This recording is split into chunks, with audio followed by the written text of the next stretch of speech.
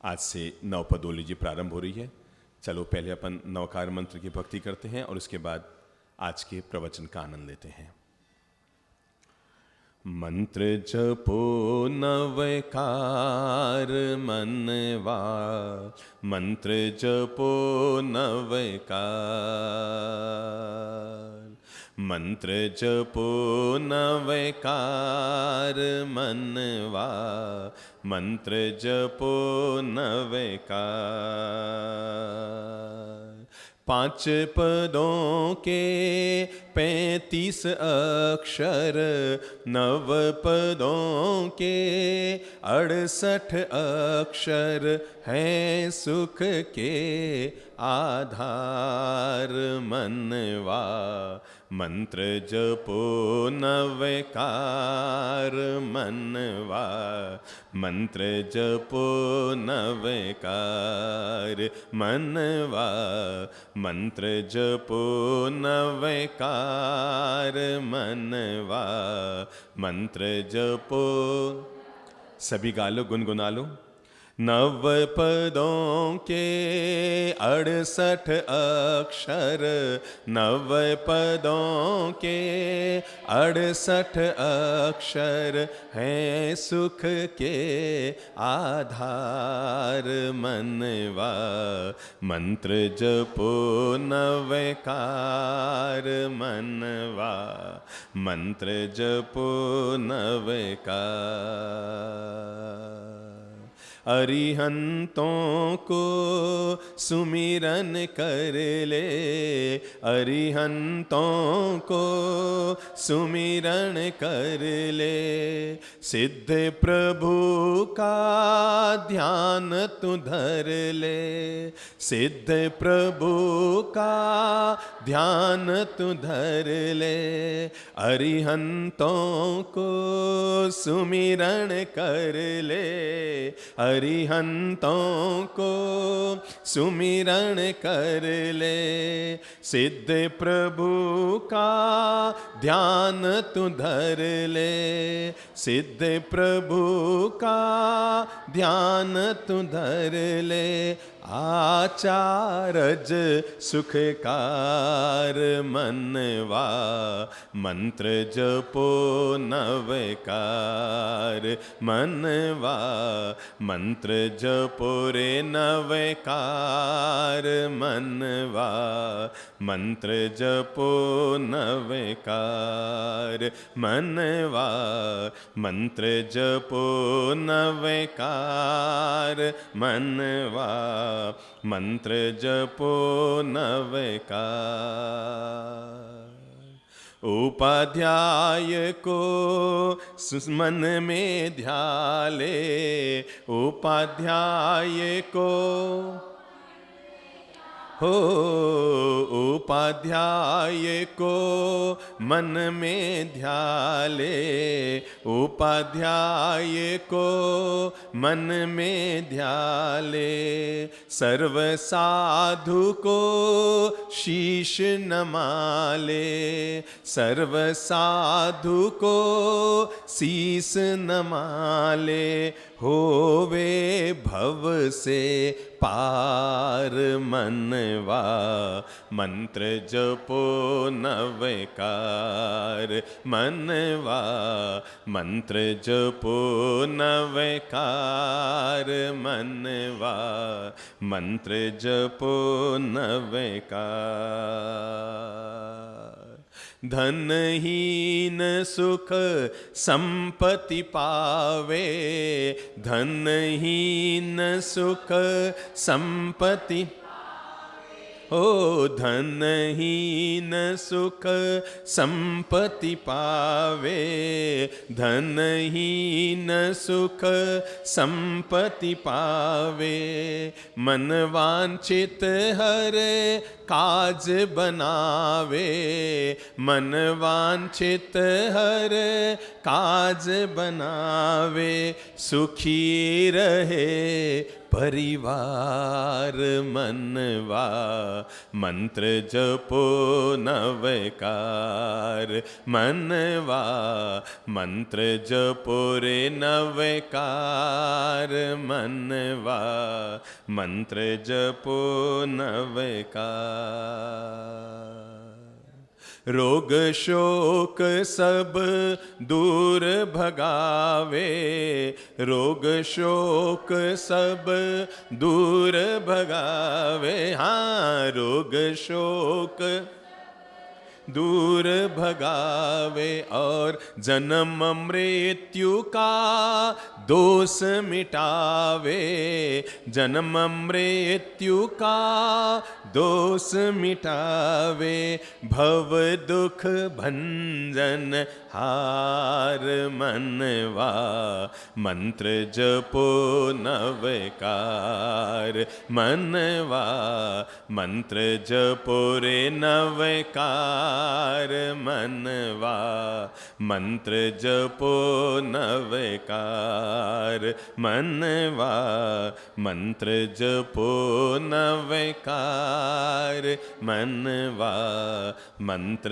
जपो नवकार मनवा, मंत्र जपो रे नवकार मनवा, मंत्र जपो नवकार मनवा, मंत्र जपो नवकार मनवा, मंत्र जपो नवकार।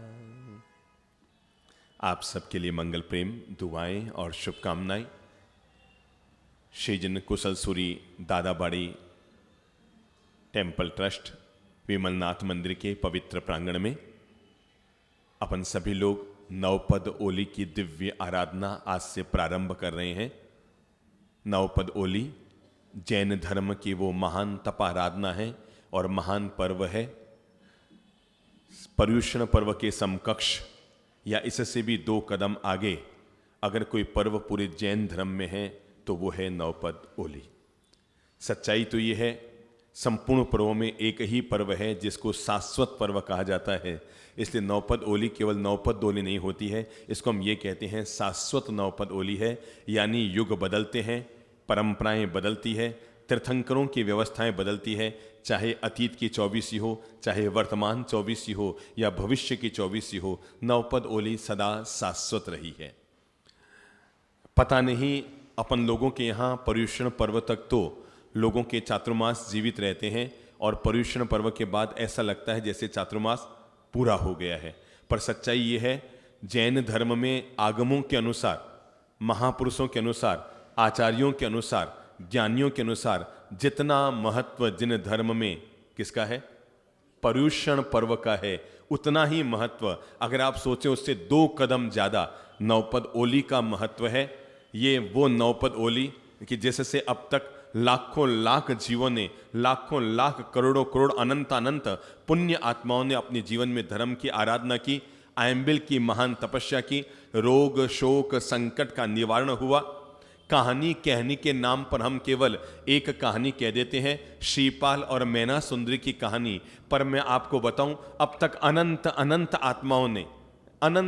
आत्माओं ने श्रीपाल और मैना सुंदरी तो नवपद ओली के लिए केवल प्रतीक हैं। क्या है? श्रीपाद और मैना सुंदरी तो नवपद ओली के लिए केवल प्रतीक हैं। जैसे सिद्धात्माओं की जो घटनाएं आती है उनमें कुछ महापुरुषों की अपन कहानियां कहते हैं, पर इसके बावजूद अनंत अनंत सिद्ध अब तक सिद्ध लोक में जा चुके हैं। ऐसे ही अनंत असंख्य आत्माओं ने इस नवपद ओली के माध्यम से अपने जीवन में सुख शांति श्री समृद्धि हासिल की है।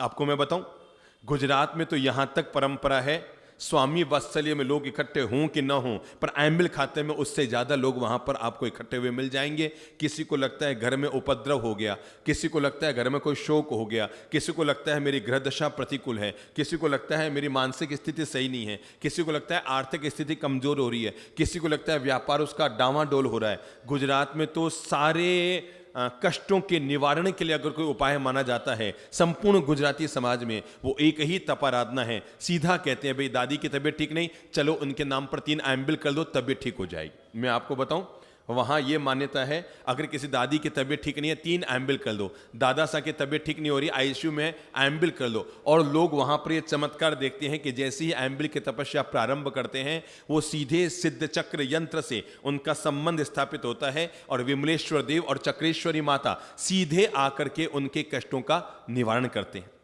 ये एम्बिल की तपस्या केवल शरीर को साधने की तपस्या नहीं है, एम्बिल की तपस्या अपने मन को साधने की तपस्या है और साथ ही साथ अपने जीवन में कष्टों के निवारण करने के लिए सबसे महान तप आराधना है। शब्द है नवपद ओली। नवपद का मतलब है जिसमें 9 पदों की आराधना होती हो। आपको जानकर आश्चर्य होगा, अब तक हम केवल यही सुनते आए हैं कि दुनिया में महापुरुषों की पूजा होती है, महापुरुषों की आराधना होती है, महापुरुषों के जाप होते हैं, पर ये नवपद ओली का जो यंत्र है, मंत्र है, सिद्ध चक्र महामंत्र, सभी आप लोग जानते हैं ना। ओम ह्रीम श्रीम श्री नमो अरिहंताणम, ओम ह्रीम श्रीम श्री नमो सिद्धाणम, ओम ह्रीम श्रीम श्री नमो आयर्याणम, ओम ह्रीम श्रीम श्री नमो उवज्झायणम, ओम ह्रीम श्रीम श्री नमो लोए सव्व साहोणम। और उसके बाद पता है यहीं तक पूरा नहीं होता, 4 और पद दिए गए हैं। कोई व्यक्ति नमो लोए सव्व साहोणम तक कैसे पहुंचेगा, कोई व्यक्ति उपाध्याय पद को जीवन में कैसे हासिल करेगा, कोई व्यक्ति आचार्य की गरिमा को अपने जीवन में कैसे हासिल करेगा, किसी व्यक्ति को अगर सिद्ध बनना है तो सिद्ध गति को कैसे प्राप्त करेगा, और किसी व्यक्ति को अगर अपने भीतर अरिहंत की चेतना को जगाना है, अपने भीतर के कर्म शत्रुओं का अगर नाश करना है तो वो अरिहंत की चेतना को कैसे जागृत करेगा। तो अब 4 और मंत्र नीचे दिए गए हैं। अगर कोई व्यक्ति इन 4 पदों की आराधना करता है, इन 4 पदों की साधना करता है, तो वो क्रमशः बढ़ता बढ़ता साधु बनता है, उपाध्याय बनता है, आचार्य बनता है, आगे बढ़ते बढ़ते सिद्ध और अरिहंत पद को प्राप्त करता है। और अब वो 4 पद कौन कौन से, अब बोलो नमो ओम ह्रीम श्रीम श्री नमो, बोलो बोलो बोलो बोलो दंसनस्य, ओम ह्रीम श्रीम श्री नमो नाणस्य, ओम ह्रीम श्रीम श्री नमो तवस् चारितस्य, ओम ह्रीम श्रीम श्री नमो तवस्। व्यक्ति तप की, व्यक्ति चारित्र की, व्यक्ति ज्ञान की, व्यक्ति दर्शन की, इन 4 पदों की जब आराधना करता है, इन 4 पदों को जीवन में साधना करता है, इन 4 पदों को अपने जीवन के साथ जोड़ता है, तो उसके जोड़ने के बाद उसके जीवन का विकास होता है। और विकास होने के बाद फिर कहां बढ़ोतरी होती है, फिर वो अपनी प्रगति करता है। साधु, उपाध्याय, आचार्य, पूरी दुनिया भर में एकमात्र सिद्ध चक्र महामंत्र ऐसा है जहां पर केवल व्यक्ति की उपासना नहीं है, जिनके माध्यम से व्यक्ति महापुरुष बन जाया करता है, उन महान गुणों की भी आराधना है। आज जो पर्व प्रारंभ हो रहा है उसका नाम है नवपद ओली। नवपद यानी 9 पद, समझ गए? अरिहंत, सिद्ध, आचार्य, उपाध्याय, साधु, दर्शन, ज्ञान, चरित्र और तप। ये 9 पद हैं जिनकी आराधना करने से व्यक्ति मनवांछित सुख प्राप्त करता है, जीवन में असीम शांति प्राप्त करता है। किसी के घर में कोई उपद्रव हो, किसी को लगता है वास्तु दोष है, मैं तो कहता हूं किसी को लगता है ना अगर घर में वास्तु दोष है कुछ भी करने की जरूरत नहीं, इन 9 पदों को मार्बल पट्ट पर लिखाकर या ग्रेनाइट पर खुदवाकर या कांस्य या पीतल में खुदवाकर, और कुछ भी नहीं है तो कागज पर लिखकर ही अगर घर के मध्य भाग में इसको टांग दिया जाए तो हर किसी व्यक्ति के घर का वास्तु दोष तक भी दूर हो जाता है। नाम है नवपद ओली। ओली का मतलब होता है अवली, अवली का मतलब होता है पंक्ति। क्रमशः क्या कहते हैं हम, इसका नाम होता है क्रमशः, एक एक पद की। एक ही दिन में 9 पदों की आराधना नहीं होती, 9 दिन में 9 पदों की आराधना होती है, यानी क्रमशः। अवली का मतलब होता है पंक्तिबद्ध तरीके से, व्यवस्थित तरीके से, जहां पर व्यक्ति धर्म की आराधना करता है, तपाराधना करता है, मंत्र जाप करता है। उस तपस्या का नाम, उस पर्व का नाम नवपद ओली है। उसका नाम क्या है? नवपद ओली है। कई लोग हैं जिन्होंने अब तक 30-30 ओली की है, 40-40 ओली की है, 50-50 ओली की है और अपने अपने जीवन में मनवांछित फल की प्राप्त की है। नवपद ओली का आज जो पहला दिन है वो है ओम ह्रीम श्रीम श्री नमो अरिहंताणम। नवकार मंत्र का सबसे पहला पद है अरिहंताणम। अरिहंत यानी देखिए, नवपद मंत्र की, सिद्ध चक्र मंत्र की शुरुआत किससे हुई है? पहला शब्द क्या है बोलो तो? सबसे पहला शब्द नवकार मंत्र का सबसे पहला शब्द क्या है? नमो। बस ये एक शब्द से ही संपूर्ण जैन धर्म, संपूर्ण विश्व, संपूर्ण मानवता के धर्म, दुनिया के जितने धर्म हैं, अगर ये एक शब्द हर इंसान अपने साथ जीवन में जोड़ ले तो इस एक शब्द से जीवन में बेड़ा पार हो जाएगा। और वो शब्द क्या है? नमो। आपने देखा होगा दुनिया में जितने मंत्र हैं, किसी भी मंत्र की शुरुआत नमो से नहीं हुई है। आप कोई भी दुनिया का मंत्र ले लो, या तो ओम से हुई है, या रिम से हुई है, या श्रीम से हुई है, या श्री से हुई है, या क्लीम ब्लूम एम, किसी भी बीजाक्षर से मंत्रों की शुरुआत होती है। पर नवकार मंत्र को किसी भी बीजाक्षर की जरूरत नहीं होती, क्योंकि इसकी शुरुआत होती है नमो से। नमो का मतलब होता है विनम्रता। नमो का मतलब क्या होता है? नमस्कार। नमो का मतलब क्या होता है? नमस्कार। दुनिया में हमेशा याद रखिएगा, जहां पर व्यक्ति नमन हो जाता है, यानी अपने मन के अहंकार को गिराकर, नमन का मतलब क्या होता है? जहां पर व्यक्ति अपने मन के अहंकार को गिराकर और विशुद्ध रूप से पवित्र भावना से प्रणाम की मुद्रा में आ जाता है, उसका नाम होता है नमो। आपको पता है गुजरात की एक बहुत प्यारी सी कहावत है, जे नमे ते सहुने गमे। सब बोल लो, जे नमे ते सहुने। थोड़ी थोड़ी गुजराती आती है ना, जे नमे, इसका मतलब क्या हुआ? जे नमे यानी जो झुकता है, ते सहुने गमे। सहुने गमे का मतलब वो सबको पसंद आता है।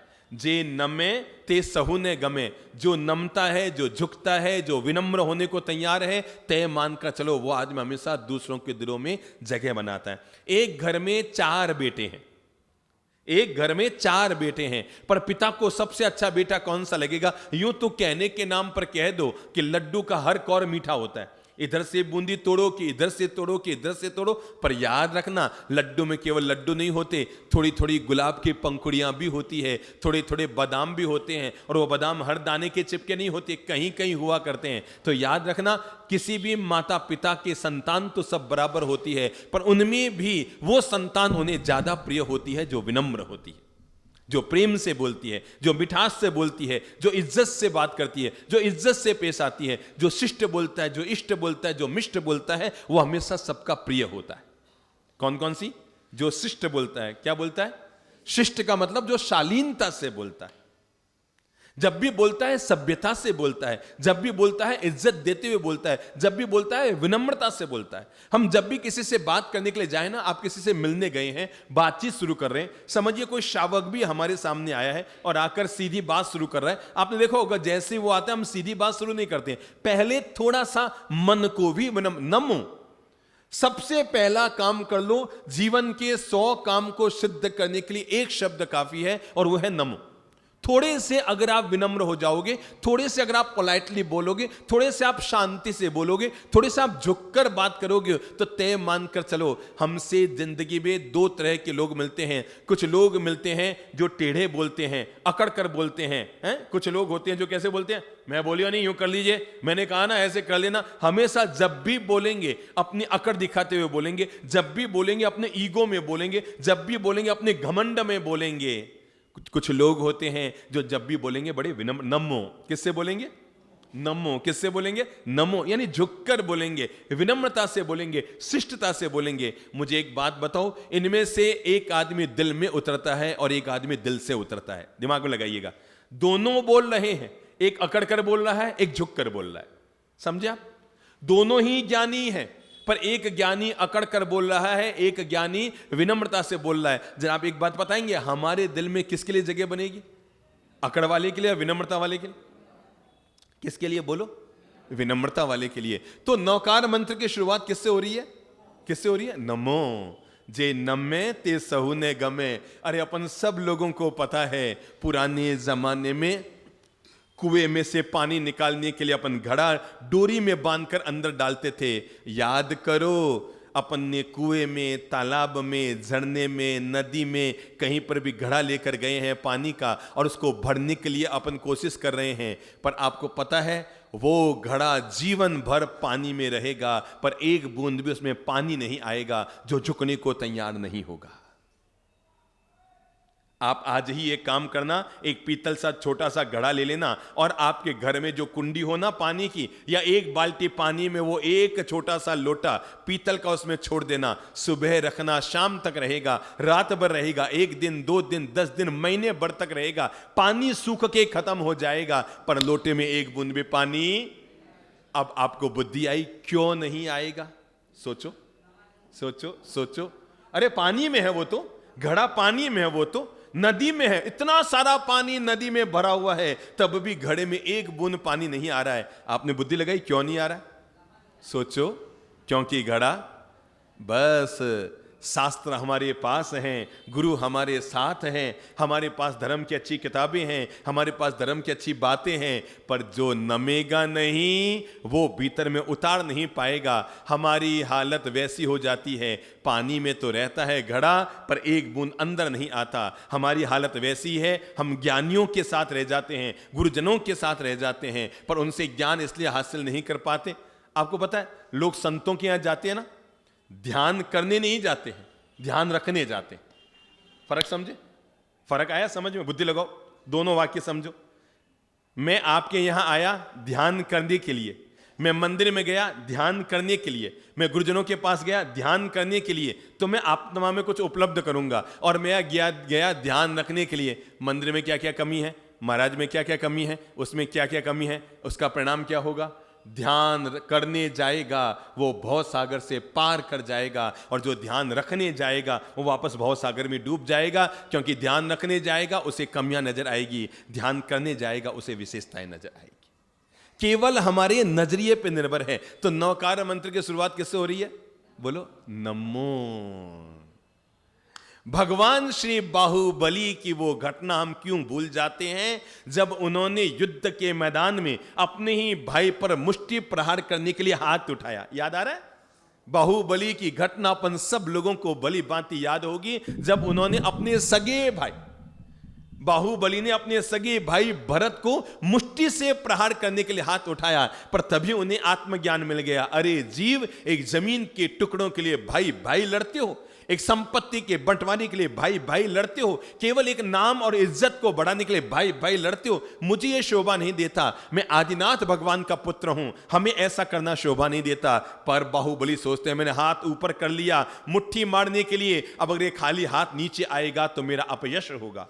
और तब बाहुबली क्या निर्णय करते हैं, याद करो, किस किस को याद है? तब बाहुबली क्या निर्णय करते हैं? युद्ध के मैदान में पहली बार ऐसा हुआ होगा कि युद्ध के मैदान में किसी व्यक्ति के अंतर्मन में वैराग्य की दशा पैदा होती है। समोषण में जाकर तो दीक्षा कई लोग लेते हैं, पर बाहुबली ने कहां ली?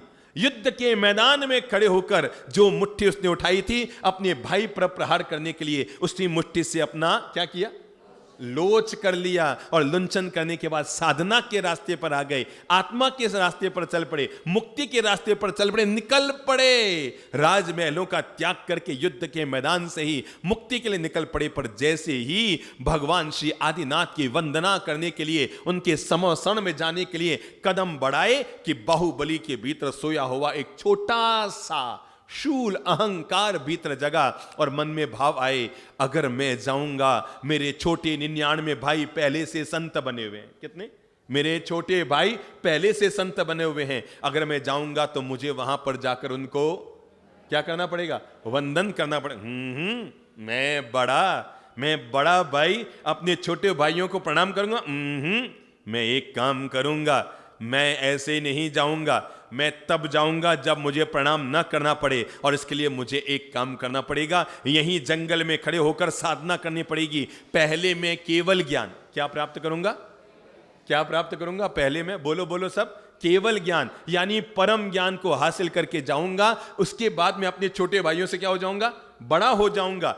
अगर कोई केवल ज्ञानी हो जाता है, एक दिन का संत जीवन का मुनि अगर केवल ज्ञानी हो जाता है, तो वह 50 साल के मुनि से भी बड़ा हो जाता है, क्योंकि उसने परम ज्ञान को हासिल कर लिया। तो बाहुबली सोचते हैं मैं जाऊंगा, पर उससे पहले क्या हासिल करके जाऊंगा? केवल ज्ञान हासिल करके जाऊंगा, ताकि मुझे नमो ना होना पड़े। किसके सामने? अपने छोटे भाइयों के सामने। चलो अब वापस उस घटना में अपन डूबते हैं। बाहुबली जंगल में खड़े हो जाते हैं, ध्यान करने के लिए एकाग्र मन होकर खड़े हो जाते हैं, अपने कर्म कषाय को काटने के लिए, अपने पूर्वोपार्जित कर्मों को नष्ट करने के लिए। 1 महीना, 2 महीना, 6 महीना, साल भर चलती रहती है बाहुबली की तपस्या। और इतने तन्मय होकर ध्यान में डूब जाते हैं कि उनके शरीर में लताएं, आपने गोमटेश बाहुबली की मूर्तियां देखी होगी ना, बेंगलोर के बिल्कुल पास में गोमटेश बाहुबली की मूर्ति, तो वहां पर लताएं, उनके शरीर पर बेल लताएं ऊपर उग जाती है। और तो और सांप लोग उनके पांव के बीच में से आने जाने का रास्ता बना लेते हैं, बिल बन जाया करते हैं। पर बाहुबली साधना से डिगते नहीं हैं। लगातार चल रही है साधना, लगातार चल रही है साधना। इतनी उत्कृष्ट साधना दुनिया में आज तक लगातार किसी ने न की होगी जितनी भगवान बाहुबली कर लेते हैं, पर परम ज्ञान नहीं मिलता। एक दिन बाहुबली की दो बहिनें, नाम बोलो, ब्राह्मी और, दोबारा बोलो, सब याद कर लो, बाहुबली की दो बहनें, क्या नाम? ब्राह्मी और सुंदरी। आपको पता है जब भगवान श्री ऋषभदेव राजकुमार थे, राज सत्ता पर बैठे थे, मां मरुदेवी पास में बैठी थी, उनके सारे पुत्र सामने बैठे थे, पूरा राजसभा सजी हुई थी, और तभी ब्राह्मी खड़ी हुई और खड़ी होकर अपनी दादी मां से कहा, दादी मां, हमारे पिताश्री के समान दुनिया में कोई पिता नहीं हो सकता, इनका मस्तक हमेशा ऊंचा रहेगा, दुनिया में किसी की ताकत नहीं जो हमारे पिता का मस्तक नीचे झुका सके। मां मरुदेवी ने कहा, बेटा ज्यादा ऊंचे बोल मत बोल, मैं वो कहानी सुना रहा हूं जो आपने जीवन में कभी नहीं सुनी। ब्राह्मी ने खड़े होकर कहा कि हमारे पिता का मस्तक हमेशा ऊंचा रहेगा, इनका मुकुट हमेशा ऊंचा रहेगा, दुनिया में ऐसी कोई शक्ति नहीं जो हमारे पिता के मुकुट को नीचे झुका सके। मरुदेवी ने कहा, बेटा ज्यादा अकड़ के बात नहीं करनी चाहिए, ज्यादा घमंड में बात नहीं करनी चाहिए। अरे तू नहीं जानती, तेरा बाप दो बेटियों का बाप है, और जो आदमी बेटी का बाप होता है उसे एक न एक दिन मस्तक तो झुकाना ही पड़ता है। ब्राह्मी ने पूछा, मतलब दादी मां, हमारे पिता को हमारे कारण मस्तक झुकाना पड़ेगा? कहा, हाँ, एक दिन तुम्हारा रिश्ता तय होगा, तुम्हारी शादी होगी, तुम्हें लेने के लिए तुम्हारे पति और तुम्हारे परिवार के लोग आएंगे, और जिस समय तुम्हारे पति और तुम्हारे समधी लोग हमारे द्वार पर आएंगे, अरे तुम्हारे पिता को क्या, मुझे भी उनका झुककर स्वागत करना पड़ेगा। और ऋषभदेव, आज भले ही कितना भी मस्तक ऊंचा हो, पर बेटी के बाप को एक न एक दिन झुक करके कहना पड़ता है, खमा गणी पधारोसा पधारोसा पधारोसा। और तब ब्राह्मी सुंदरी खड़ी होती है और खड़ी होकर कहती है, दादी मां, अगर ऐसा है कि हमारे कारण हमारे पिता का मस्तक झुकेगा, हम आज से नियम लेते हैं, हम आजीवन ब्रह्मचारी नहीं रहेंगे, विवाह नहीं करेंगे, ताकि हमारा पिता का मस्तक किसी के सामने न झुके। और तब वो ऋषभदेव के परम ज्ञान प्राप्त करने के बाद दोनों साध्वियां बन जाती है। कौन कौन? ब्राह्मी और, बेटा बोलो क्या नाम, बच्ची बिटिया क्या नाम? ब्राह्मी और, जोर से बोलो क्या नाम? ब्राह्मी और सुंदरी। ब्राह्मी और सुंदरी एक दिन अपने पिता तीर्थंकर ऋषभदेव से पूछती हैं, प्रभु एक बात समझ में नहीं आते, हमारे भैया बाहुबली जंगल में खड़े, इतना समय हो गया उनको कठिन साधना करते हुए, आखिर ऐसा क्या है कि उनको परम ज्ञान उपलब्ध नहीं हो रहा? क्या पूछा? इधर देखिए, कुर्सी है, कोई खास चीज नहीं, उधर जो देख रहे हैं आप। क्या कहा? परम ज्ञान उपलब्ध क्यों नहीं हो रहा है? ऋषभदेव प्रभु ने 1 मिनट आंख बंद की और आंख बंद करके कहा, अब उन्हें परम ज्ञान तुम ही जाकर दे सकती हो, क्योंकि तुम्हारे भाई के भीतर अभी तक नमो मंत्र घटित नहीं हुआ है। क्या नहीं हुआ है? नमो मंत्र घटित नहीं हुआ है, और जिसके भीतर नमो मंत्र घटित नहीं होता उसे परम ज्ञान नहीं मिल सकता। मतलब उन्होंने कहा, हम समझ नहीं पा रहे हैं। तो कहा, तुम्हारा भाई जो जंगल में साधना कर रहा है ना, बाहुबली, उसके मन में यह संशय है कि अगर मैं परम ज्ञान प्राप्त किए बगैर भगवान के चरणों में गया तो मुझे अपने छोटे भाइयों को प्रणाम करना पड़ेगा, और मैं क्यों झुकूं किसी के सामने? बाहुबली का मस्तक नहीं झुकता। अरे मैं परम ज्ञान प्राप्त करके जाऊंगा। अब जब तक ये उसके भीतर पलने वाला अहंकार नहीं हटेगा, ये कांटा नहीं निकलेगा, तब तक उसे परम ज्ञान वो वर्षों वर्षों तक रह जाए। हर किसी व्यक्ति के लिए घटना जीवन भर प्रेरणा देने के लिए है कि अगर हमारे भीतर का शूल, हमारे भीतर का कांटा न निकला, एक नहीं 100 मासिक क्षमण कर लेना बात नहीं बनेगी, एक नहीं 100 पर्युषण पर्व कर लेना बात नहीं बनेगी, एक नहीं 100 नौपत की होली कर लेना बात नहीं बनेगी। ये बात इससे सिद्ध हो जाती है कि बाहुबली वर्षों तक साधना कर रहे हैं, पर परम ज्ञान नहीं मिल पाया। इसका मतलब परिणाम केवल तपस्या में नहीं है, परिणाम व्यक्ति की मनोदशाओं से मिलता है।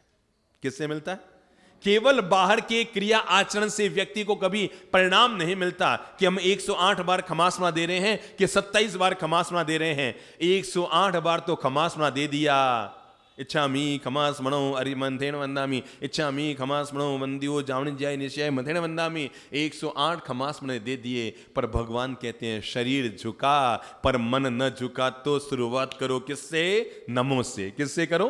नमो से। वो कहते हैं जब तक मन न झुकेगा तुम कितने ही बोलते रहो, मंत्र कोई परिणाम नहीं आएगा। बाहुबली वर्षों तक साधना करते रह जाते हैं और परिणाम याद करो। अब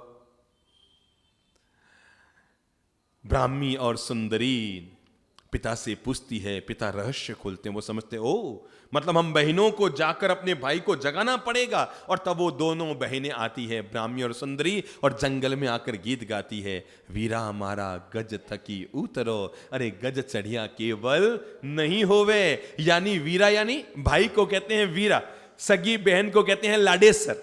जो सबसे लाड़की होती है ना उसको क्या कहते हैं? लाडेसर। और जो सबसे लाड़ का भाई होता है उसको क्या कहते हैं? वीरा। तो वो दोनों बहनें अपने भाई को उद्बोधन देती है, जंगल में जाकर एक नारी शक्ति जाकर पुरुष शक्ति की चेतना को जगाती है, एक बहिने जाकर अपने भाई को आत्मज्ञान देती है। और आत्मज्ञान देते हुए ने कहती है, अरे वीरा, अरे बाहुबली, तुम कर क्या रहे हो? गज से नीचे उतरो, हाथी से नीचे उतरो, क्योंकि जब तक तुम हाथी पर बैठे रहोगे तब तक परम ज्ञान नहीं होगा। एक बार गाती है, 2 बार गाती है। बाहुबली तो अपनी अखंड साधना में खड़े हैं, उनके शब्दों का कोई उन पर प्रभाव नहीं पड़ता, पर वो बहनें भी, बाहुबली की बहनें वहीं अटक जाती है और बार बार गाती है, अरे वीरा, अरे बाहुबली, हाथी से उतरो, बाहुबली हाथी से उतरो, बाहुबली हाथी से उतरो। लगातार जब ये शब्द कानों में आते हैं तो बाहुबली चौंकते हैं कि कौन है जो मुझे कह रहा है। आवाज से समझ जाते हैं मेरी सगी बहनें, ये मुझे कह रही हाथी से उतरो, पागल है क्या?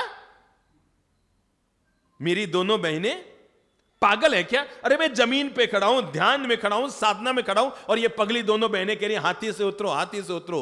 लगातार सोचती है क्यों मुझे कह रही है हाथी से उतरो, ये साध्वी बहनें झूठ थोड़ी बोलेगी, और ये मेरी मजाक उड़ाने आई है यहां पर, हाथी से उतरो। सोचते सोचते उन्हें लगता है ओ अब पता लगा इनकी बात में कोई गहरा रहस्य है। क्या है? इनकी बात में कोई गहरा रहस्य है, और गहरा रहस्य ये है, ये उस हाथी से नहीं उतार रही जो सड़क पर चलता है, ये उस हाथी से उतार रही है जो आदमी के मन में पलता है। कहां पलता है? उस हाथी से उतरना बहुत सरल है। जो सड़क पर हाथी चलता है, जो जंगल में हाथी रहता है, हाथी मेरे साथी जो रहता है, उस पर से तो हर कोई उतर सकता है, पर आदमी के भीतर एक हाथी रहता है, और जब तक आदमी उस हाथी से न उतरेगा तब तक परम ज्ञान तक ना पहुंच पाएगा। और तब बाहुबली वर्षों वर्षों तक जंगल में पांव पर खड़े रहकर साधना करने वाले बाहुबली तब मन में संकल्प लेते हैं, मैं हाथी से नीचे उतर रहा हूं, मैं समझ गया हूं मैं कौन से हाथी पे हूं। मैं सोच रहा था आखिर मुझे परम ज्ञान क्यों नहीं मिल रहा है, इतनी उत्कृष्ट तपस्या तो धरती पे किसी ने न की जितनी मैंने की, आखिर मुझे परम ज्ञान क्यों नहीं मिल रहा है। ये मेरे भीतर जो मदमत्ता हाथी है, जो अहंकार का हाथी है, मैं बड़ा, क्या बाहुबली के मन में क्या था? मैं क्या था? मैं बड़ा। ये जब तक मैं बड़ा रहता है ना, मेरे भाई, जिस घर में सब लोग बड़प्पन रखते हैं वो घर हमेशा एक रहता है, और जिस घर में सब लोग बड़ापन रखते हैं वो घर कभी भी टूट सकता है। क्या शब्द समझे? दोनों बोल लो। एक शब्द क्या है? बड़प्पन। बोलो तो, बड़प्पन। और दूसरा क्या है? बड़ापन। आदमी को क्या रखना चाहिए? जोर से बोलो, बड़प्पन।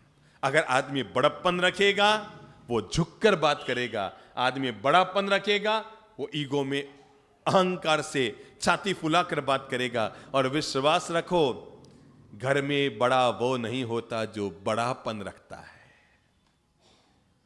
बोलेंगे अरविंद बाबू? घर में बड़ा वो नहीं होता जो बड़ापन रखता है। तो कौन बड़ा होता है? जोर से बोलो।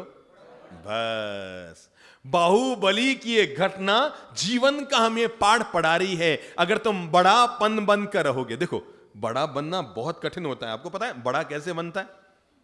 पहले मूंग होता है, पानी में भीगता है, छिलके उतरते हैं, फिर दाल बनता है, फिर पीसा जाता है, और फिर तला जाता है, तब कहीं जाकर आदमी बड़ा होता है। क्यों तो तले और क्यों पीसे और क्यों माथा फोड़ी करे, अपने तो छोटे सबसे इसलिए जीवन में अगर आप चाहते हैं सास और बहू हमेशा साथ रहें तो केवल एक मंत्र जोड़ लो, हम दोनों बड़प्पन रखेंगे। और जिस दिन बड़प्पन लेकर आ गए उस दिन बंटवारा हो जाएगा। परिणाम निकल कर आया बाहुबली के मन में। अब तक चल रहा था बड़ापन।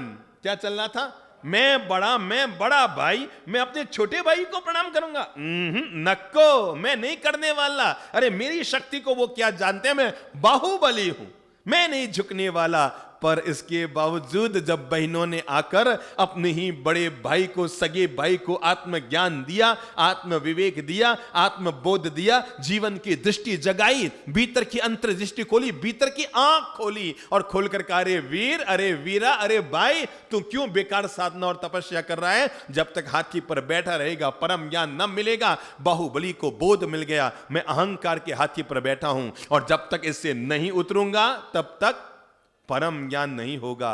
अब देखो, जो परिणाम वर्षों की साधना न दे पाई वो परिणाम चुटकी में हो गया। और परिणाम क्या आया? बाहुबली ने मन में संकल्प किया, मैं जाऊंगा, जाकर भगवान के समोसन में जाऊंगा और जाकर अपने छोटे भाइयों को वंदन करूंगा। और ये संकल्प लेकर बाहुबली एक कदम उठाते हैं। कितना? एक कदम उठाते हैं। आज पता लगा, आत्मज्ञान को प्राप्त करने में, परम ज्ञान को प्राप्त करने में, कैवल्य को प्राप्त करने में 12 साल की साधना परिणाम दे या ना दे, पर एक कदम नमो से उठ गया। किससे? मैं बता रहा हूं, नमो अर्यंताणम के नमो की क्या विशेषता है। एक कदम केवल नमो से उठ गया। किससे उठ गया? नमो से उठ गया, तो भी बेड़ा पार हो गया। और कदम ये उठ गया, नमो से कदम उठा। बाहुबली ने एक कदम उठाया। किसके लिए? अब दिमाग लगाओ। बाहुबली ने किसके लिए कदम उठाया? अपने छोटे भाइयों को प्रणाम करने के लिए एक कदम उठाया। और परिणाम, एक कदम में वो काम सद गया जो वर्षों में न सद पाया। और एक कदम उठाते ही नमो का जिसने एक कदम उठा लिया, इस वाक्य को याद रखना जिंदगी भर तक। कौन सा शब्द है? नमो का जिसने एक कदम उठा लिया, उसने एक कदम में ही बाहुबली ने परम ज्ञान, कैवल्य ज्ञान हासिल कर लिया। क्या किया?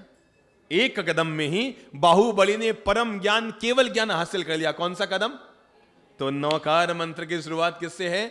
नमो अर्यंताणम। यानी ये पहला शब्द है नमो। क्या शब्द है? नमो। विनम्र बनकर रहो, झुक कर रहो। और जो व्यक्ति विनम्र बनकर रहेगा वो हमेशा दूसरों के दिलों में राज करेगा। आपको पता है, आप लोग कभी हमसे मिलने के लिए अगर ऊपर आते होंगे ना, जहां हम रहते हैं, कहीं भी कोई मिलने आता है तो हम प्रायकर आपको ये पट्टे पर बैठे हुए नहीं मिलते हैं। कहां बैठे हुए मिलते हैं? जमीन पर बैठे हुए मिलते हैं। हमेशा हमारा मानना रहता है, तुम जितने जमीन पर रहोगे तुम उतने ही महान बनते जाओगे। हमारे जीवन में सफलता का राज केवल ये नहीं है कि हम अच्छा प्रवचन देते हैं, या हमने शास्त्रों को खूब पढ़ा है, या हमने 500 किताबें लिखी है। हमारे जीवन की सफलता का राज ये है, हम हमेशा विनम्र रहते हैं। जे नमे ते सहुने गमे।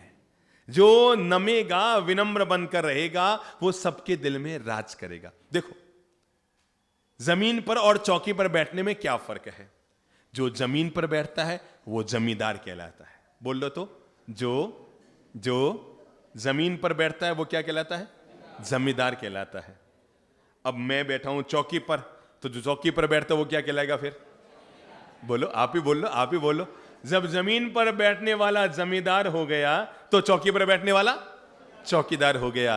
तो मेरे भाई, कौन बेवकूफ होगा जो जमींदारी को छोड़कर चौकीदारी का काम उठाएगा? इसलिए अपन तो हमेशा जमीन, अच्छा होता क्या है, अगर तुम जमीन पर बैठोगे तो हमेशा राज करोगे, तुम्हें कोई उतार नहीं पाएगा। पर कुर्सी पर बैठोगे तो कभी उतारे भी जा सकते हो।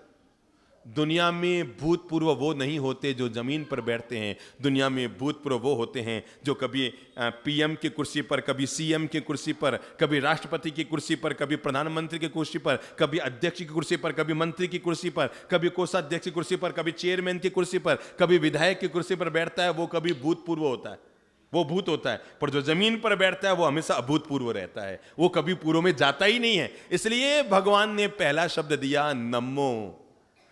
ये मुझे बहुत प्यारा लगा। नौकार मंत्र का सारा सार पहले शब्द में आ जाता है, वो है। और इस एक सद्गुण को हमने जीवन में जिया, गाड़ी चल पड़ी।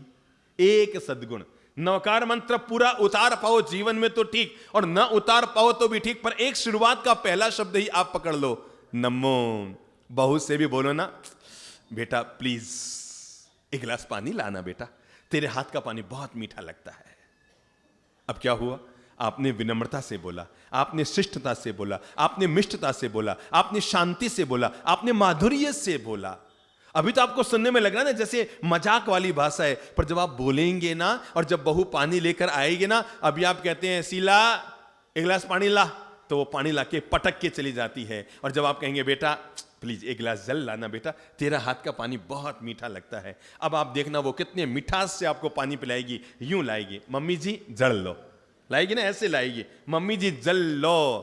आपने उड़ते में बोला, वो भी पटक के चली गई। आपने शिष्टता से बोला, आपने मिठास से बोला, आपने शालीनता से बोला, परिणाम वो भी मिठास से लेकर आई। मेरी बात समझे? क्या शब्द उतारोगे आज पहला दिन? आज अपन केवल नमोरियंताणम पे, अभी अपन श्रीपाल चरित्र की बातें तो अब करेंगे, उससे पहले एक शब्द को जीवन में उतार लो। वो क्या है? अपना हाथ ऊपर करो, तो सब लोग अपना हाथ ऊपर करो, इतना ऊपर नहीं, सामने ले आओ। देखो अंगुलियां देखो, ये सबसे छोटी है, ये उससे बड़ी है, ये उससे। भगवान ने भी क्या गजब किया है, सब अंगुलियों को अलग अलग साइज का क्यों बनाया? चलो आज अपन एक काम करते हैं, इन सारी अंगुलियों को एक साइज का बनाते हैं। तो सीधा साधा कोई कहेगा यार कैंची चलाओ तभी बनेगी एक साइज, कोई कहेगा चक्कू चला दो इसके ऊपर तो एक साइज के बन जाए। नहीं, एक और तरीका है, इन सारी अंगुलियों को एक साइज का तरीका है। नौकार मंत्र का पहला शब्द लाओ, चलो तो अंगुलियों पे लागू करो। उठाओ अपनी अंगुली उठाओ, लाओ अंगुली लाओ। देखो अभी ऊंची नीची है, सब देख लो ऊंची नीची है। महासती जी, साध्वी जी ऊंची नीची है ना। अब चलो इसको केवल नमो करो, नमो करो और नमो करो और नमो करो और नमो करो। क्या हो रहा है? अब देखो क्या हो गई। अब लाओ, अब क्या हो गई? क्या हो गई? समझ पाए इस नमो का चमत्कार? अगर नमो घर में रहता है तो सब एक साथ रहते हैं, हिलमिल जुलकर एक जैसे रहते हैं, पर नमो हट गया वापस, ये ऊंचे नीचे हो जाते हैं। इसलिए परिवार को एक रखने के लिए या अंगुलियों को एक करने के लिए काटने की जरूरत नहीं है। क्या जरूरत है? नमो। ये मीठा शब्द है, 5-7 और बोल लो इसको, क्योंकि आप माला में तो नमो नमो बहुत करते हैं, पर व्यवहार में नमो नमो ला नहीं पाते। माला में तो जब नौकार मंत्र की माला जपते हैं ना, हर बार 5 बार नमो बोलते हैं। नमो अरियंताणम, नमो सिद्धाणम, नमो आयरियाणम, नमो उवज्जैनम, नमो लोए सव्वसावणम। तो एक माला जपी तो कितनी बार हो गया? बोलो बोलो। एक माला जपी तो नमो शब्द को अपन ने कितनी बार बोला? दोबारा बोलो। 540 बार। एक नौकार मंत्र की माला जपते हैं तो 540 बार नमो नमो नमो नमो नमो नमो बोलते हैं। भगवान कहते हैं तेरा बेड़ा पार हो जाएगा। 540 बार बोला और 541 बार में इसको जीवन में उतार ले। आज दिन भर नमो। क्या है? आज दिन भर कोई झगड़ा नहीं होगा, कोई माथा फोड़ी नहीं होगी, कोई छाती कूटा नहीं होगा, कोई सिर्फ आपको मैं बताऊं, हमने जीवन में इतने चातुर्मास किए होंगे, आज तक हमारा किसी से तकरार नहीं हुई। किसी साधु साध्वी महाराज से, किसी संत महाराज से, किसी गृहस्थ से, किसी ट्रस्टी से, आज तक हमें याद नहीं है हमारी किसी ट्रस्टी से बड़े हमने चौमासे किए। बेंगलोर में किया सो किया, पर हर शहर में बड़े चौमासे होते हैं। पूरे मैदान में कभी भी आज तक कोई व्यक्ति हमारे सामने खड़े होकर नहीं बोला बाप जी आपने कैसे बोला। हमने जो मन चाहा सो बोला, पर आज तक हमारे सामने कोई खड़ा होकर नहीं बोला, कोई तकरार नहीं हुई कभी तक। आज तक मुझे याद ही नहीं है, पूरी जिंदगी में मुझे संत बने 40 साल के पार हो रहे हैं, मुझे यह भी नहीं याद कि पूरी लाइफ में किसी एक आदमी से हमारी तकरार हुई। अपना तो पहले ही नियम है नमो, बस। और अपने को पता है ना, जे नम्य ते, बस जो विनम्र है, जो झुका हुआ है। भगवान ने कहा कि कोई भी व्यक्ति ज्ञान कैसे हासिल करेगा, तो भगवान ने कहा विनय से व्यक्ति ज्ञान हासिल करेगा। कहा धर्म का मूल क्या है? भगवान से पूछा गया धर्म का मूल क्या है, तो क्या कहा? विनय धर्म का मूल है। और इसलिए आपने देखा होगा, आप लोग आकर हमें हाथ जोड़ते हैं तो हम वापस क्या करते हैं? चलो अब याद करो, याद करो। हम लोग रोज वहाँ मैदान में आते थे ना प्रवचन देने के लिए, तो मंच पर आकर सबसे पहले क्या करते थे? यूं यूं नहीं करते थे, यूं यूं नहीं करते थे। क्या करते थे? नमो तिथस्स, नमो तिथस्स, तीर्थ को नमस्कार हो। वो तीर्थ जिसके चरण में साधु हैं, जिसके चरण में साध्वियां हैं, जिसके चरण में शाविकाएं हैं, जिसके चरण में शावक है, ऐसे तीर्थ को नमस्कार हो। नमो तिथस्स, नमो तिथस्स। आपको पता है, एक खास बात बता रहा हूं, भगवान तीर्थंकर जब भी अपने समसरण में प्रवचन देने के लिए बैठते थे, भगवान तीर्थंकर जब भी समसरण में अपने प्रवचन के लिए बैठते थे, रोज महीने में 30 दिन, पूरे जीवन भर हर तीर्थंकर का नियम होता है, और वो जब भी बैठते थे तो बैठने से पहले यूं हाथ ऊपर नहीं करते थे, सबसे पहले वे हाथ जोड़कर कहते थे नमो तिथस्स, ये तीर्थ को नमस्कार हो। पता नहीं किस आत्मा के भीतर, अरे आप जिस बहू से लड़ रहे हो, आप जिस सास से झगड़ रहे हो, आपको नहीं पता, आप जिस कर्मचारी को चिल्ला रहे हो, आप जो हो हल्ला गाली गलौज कर रहे हो, मेरे भाई आपको नहीं पता, हो सकता है कोई भावी सिद्ध आत्मा वो हो, कोई भावी तीर्थंकर उसके भीतर। आपको पता है ये संग पूजा करने की परंपरा क्यों शुरू हुई? हमारे यहां तो रुपये सिक्के, प्रभावना, लड्डू पेड़े, गौतम प्रसादी नहीं होती है, पर जहां जहां संग पूजा होती है वो क्यों होती है? अब तो संघ पूजा इसलिए होने लग गई कि इस बहाने लोग इकट्ठे होते। अब जो संघ पूजा होने लग गई वो तो इसलिए होने लग गई कि इस बहाने गौतम प्रसादी इसलिए करते हैं, कार्यक्रम को अगर सफल करना है तो गौतम प्रसादी करो, और गौतम प्रसादी नहीं की तो कार्यक्रम का लोग क्रियाक्रम कर देते हैं। कार्यक्रम का क्या कर देते हैं? क्रियाक्रम। अगर गौतम प्रसादी नहीं की तो पहले जो संघ पूजा की जाती थी वो इसलिए नहीं की जाती थी कि लोगों को प्रवचन में बुलाना है कि 21 रुपया के, 51 रुपया के, 100 रुपये के संघ पूजा करो। लोग इसलिए संघ पूजा करते थे तिलक लगा लगा कर, ताकि इन 500 लोगों में, इन 1000 लोगों में अगर हो सकता है कोई तीर्थंकर की दिव्य आत्मा हो, आगामी 24 में भविष्य में होने वाले कोई सिद्धात्मा हो, तो उन्हें प्रणाम करने का हमें सौभाग्य मिल जाएगा। इस भावना से संघ पूजा की जाती थी। तो तीर्थंकर जब भी अपने समोसण में बैठते हैं सबसे पहले बोलते हैं नमो, और तिथस्स का मतलब साधु, साध्वी, शावक, ये 4 पद जहां इकट्ठे होते हैं उसका नाम क्या होता है? तो इसका मतलब तीर्थ का एक चरण शावक भी है, तीर्थ का एक चरण शाविका भी है, तीर्थ का एक चरण साध्वी भी है, और तीर्थ का एक चरण संत भी है। इसलिए सबको प्रणाम हो। नौकार मंत्र की शुरुआत किससे? तो आ जाओ अपन नमो हो जाते हैं। पहले सब एक दूसरे को नमो कर लो, प्रणाम कर लो, हैं? देखो जैसे ही विनम्र होंगे ना, आपके मन की कषाय हल्की हो जाएगी, मन की ग्रंथियां खुल जाएगी। आपको लगता है ना सासू माँ से रात को अनबन होगी, कुछ मत करना, सुबह उठकर पांव छू के प्रणाम करना, मम्मी धोक। 50% तो टेम्परेचर डाउन हो ही जाएगा गुस्से का। समझ लो पापा जी ने रात को चिल्ला दिया, तू ऐड है, तू ऐड है, तू ऐड है, 5 बातें सुना दी। अब जेड़ो भी है, लोगों की क्या आदत होती है, जेड़ो है रहेगा तो उसके साथ ही फिर भी ऐड है, ऐड है, ऐड है करते रहेंगे। मैं तो हमेशा कहता हूं खोटे को भी खरा कहो ताकि वो खरा हो जाएगा। अगर आप खरे को भी बार बार खोटा खोटा खोटा कहोगे तो एक दिन वो भी खोटा हो जाएगा।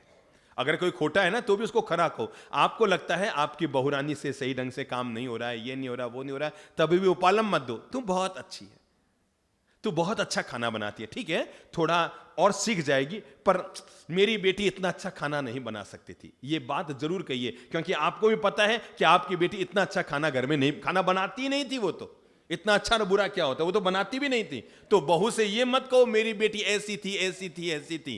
उसको ये कहो तू खाना ठीक है थोड़ा सा और सीख जाएगी, पर मेरी वो गुड़िया ना उससे अच्छा तो तू खाना बना लेती भाई, तू तो मुझे बहुत अच्छी मिली है। खोटी को भी खरा कहोगे तो एक दिन, कांच को भी 100 बार हीरा कहोगे तो लोग उसको हीरा समझने लग जाएंगे, और हीरे को भी बार बार। अब समझ लो आपके बहू के पीहर का फोन आया और संयोग से आपने उठाया, अपनी समधन से बात कर रहे हो और पूछेगी कैसे है, बराबर घर में रह रही है ना, आपका आदर अदब कर रही है ना, काम काज कर रही है ना, भाई अभी नई नई है सीख जाएगी पर बराबर कर रही है ना। तो ये मत कहूँ ठीक है सीख रही है, अभी तो वैसे कोई अभी तो हो रही है, अभी कोई सीखी हुई खास नहीं है। सीधा कहो अरे सब आपकी बेटी हीरा है, हीरा। मैं सच कहता हूं ये तो आपको भी पता है कि हीरा नहीं है, बाटा है, ये तो आपको भी पता है। अच्छा, बाटा नहीं होता तो आपके घर में क्यों आती है? बहुत सारे घर बैठे थे, हीरा होती तो कहीं और घर में जाती है, आपका नंबर क्यों आता? हो सकता है आपको लगता है मेरी बहू बाटा है, पर विश्वास रखना, भाटे को भी अगर प्रेम देना, श्रद्धा करना शुरू कर दो, अगर भाटे को भी सम्मान देना शुरू कर दो, तो बाटा बाटा नहीं रहता, वो पत्थर पत्थर नहीं रहता, वो भी वैष्णो देवी के पूजा स्थल का वैष्णो देवी की मां बन जाता है। कोई मूर्ति नहीं है ना, एक केवल पत्थर का पिंड है, वो पूजा जाता है। सम्मान अगर पत्थर को दोगे तब भी वो पूजा जाएगा, और अपमान अगर सगे भाई को दोगे तो भी वो अलग हो जाएगा। तो आज का मंत्र, चलो अपन आगे बढ़ते हैं। आज का मंत्र नमो अरिहंताणम। अरिहंतों को हम नमस्कार करते हैं। किसको? अरिहंत। अरिहंत का मतलब जिसने, अरि यानी शत्रु, जिसने दुश्मनों को जीत लिया। कौन से दुश्मन? भगवान कहते हैं युद्ध के मैदान में जाकर कोई एक आदमी 100 योद्धाओं को जीत ले, उससे भी महान वो व्यक्ति होता है जो अपने भीतर भी विजय प्राप्त कर लेता है। युद्ध के मैदान में जाकर युद्ध लड़ना बहुत सरल है, पर अपने भीतर के कर्म शत्रुओं को आदमी के द्वारा पराजित करना आदमी के लिए बहुत मुश्किल है। अरिहंत वो नहीं होता जो बहू से लड़ ले या उससे जीत जाए। अरिहंत वो भी नहीं है जो सास से लड़ ले। अरिहंत वो भी नहीं है जो समाज में लड़ ले। अरिहंत वो भी नहीं है जो युद्ध के मैदान में लड़ ले। तो बताओ अरिहंत कौन है? लड़ता तो है, पर किससे? अपने आप से। एक युद्ध हो अपने खिलाफ, अपने लिए एक युद्ध करे हर इंसान। स्वयं को करो शुद्ध, आओ शुरू करते हम नया युद्ध। स्वयं को करेंगे शुद्ध, आओ शुरू करते हम नया युद्ध। इस भावना के साथ आदमी एक जंग शुरू करता है कि ये जंग मैं औरों से नहीं लड़ूंगा, ये जंग मैं किससे लड़ूंगा? अपने आप से लड़ूंगा, खुद से लड़ूंगा। और भीतर में एक बहुत बड़े शत्रु बैठे हैं। आदमी बहुत सरल है बाहर के शत्रुओं को जीतना, पर आदमी के लिए बहुत मुश्किल है अपने भीतर में रहने वाले शत्रुओं पर विजय प्राप्त करना। अरिहंत वो नहीं होता जो दुनिया को जीत लेता है। जो दुनिया को जीतता है वो सिकंदर कहलाता है, पर जो अपने आप को जीतता है वही महावीर अरिहंत कहलाते हैं। जो दुनिया को जीत लेता है वो सिकंदर महान कहलाता है, पर जो अपने आप को जीत लेता है वो महावीर क्या कहलाते हैं? जोर से बोलो, अरिहंत कहलाते हैं। तो आज जिस हम पहले नवपद का पहला पद है आत्मशुद्धि का पर्व, और वो पद है नमो अरिहंताणम। मैं अरिहंतों को नमस्कार करता हूं, उन तीर्थंकरों को प्रणाम करता हूं जिन्होंने राग को जीता, जिन्होंने द्वेष को जीता, जिन्होंने अपने कर्म शत्रुओं को जीता, जिन्होंने अपने भीतर के विकारों को जीता। हम उन सब अरिहंतों को नमस्कार करते हैं। ये जो सिद्ध चक्र महापद है, ये जो नवपद ओली है, ये जो सिद्ध चक्र महापद है और ये जो नवपद ओली है, इसके लिए एक बहुत प्यारा घटनाक्रम मैं समझता हूं। इतनी मीठी मधुर इतिहास की घटनाएं किसी भी धर्म परंपरा में जल्दी देखने को न मिलेगी, जो मीठी मधुर जीवन में एक अमिट छाप छोड़ने वाली, जीवन को हजार हजार प्रेरणाएं देने वाली, अपने ही पुरुषार्थ और अपने ही प्रयास का व्यक्ति को ये सोच देने वाली। और उस महान घटना का, महान कहानी का नाम है श्रीपाल और मैना सुंदरी की कहानी। ये कहानी एक कहानी नहीं है, ये कहानी केवल घटना नहीं है, कहानी हम सब लोगों के जीवन में प्रेरणा का दीप जलाने वाली कहानी। ये हमारे जीवन में उजास देने वाली कहानी है कि तुम्हारे भाग्य तुम्हारे साथ क्या कर सकते हैं, लेकिन तुम अगर पुरुषार्थ करते रहोगे तब भी अपने जीवन में कहां से कहां पहुंच पाओगे। और किसी भी पद की, किसी भी तपस्या की आराधना करके व्यक्ति अपने जीवन को कहां से कहां तक पहुंचा सकता है। और दूसरी एक कहानी सबसे बड़ी जो हमारे जीवन में प्रेरणा करती है वो है कर्म सिद्धांत की। व्यक्ति जो बीज बोता है व्यक्ति उसी का फल पाता है। हमेशा विश्वास रखना, जैसी बीज हम बोएंगे जिंदगी में वैसे ही फल पाएंगे। इसलिए जिंदगी में ये मत देखो कि आज मुझे फल कैसे मिल रहे हैं, ये जरूर देखो कि आज मैं बीज कैसे बो रही हूं। अगर व्यक्ति ने तुंबे का बीज बोया है तो आम के फल नहीं आएंगे। हम लोग फल जब मिलते हैं तब तो पछताते हैं, ओह मुझे कैसे कर्मों का फल मिला, आज मैं हॉस्पिटल में हूँ, आज मुझे कैंसर हो गया, आज मैं तड़फ रहा हूँ, आज शरीर में रोग हो गए, आज मेरे पूरे शरीर में कोढ़ हो गया, आज मेरा पूरा शरीर गल रहा है, आज मुझे शरीर में बीमारी हो गई, आज मुझे हार्ट अटैक हो रहा है। जब कर्म का परिणाम आता है तो आदमी परतंत्र होता है, पर कर्म को करने में आदमी स्वतंत्र रहता है। खास बात देखना, कर्म को करने में आदमी स्वतंत्र होता है, पर जब कर्म का परिणाम आता है तो आदमी परतंत्र होता है। सीधी साधी बात है, जब कर्ज दे रहे हैं तो देने वाला बड़ा हो जाता है, पर कर्ज लेने के बाद जिसके पास रुपये चले गए वो बड़ा हो जाता है। तुम्हें झुक के बात करनी पड़ती है। ठीक ऐसे ही जिंदगी है, जब कर्म करते हैं तो आप बड़े हो जाते हैं, पर जब कर्म का परिणाम आता है तो उन्हें भोगने के लिए आप मजबूर हो जाते हैं। कर्म करते समय आप मजबूत हैं।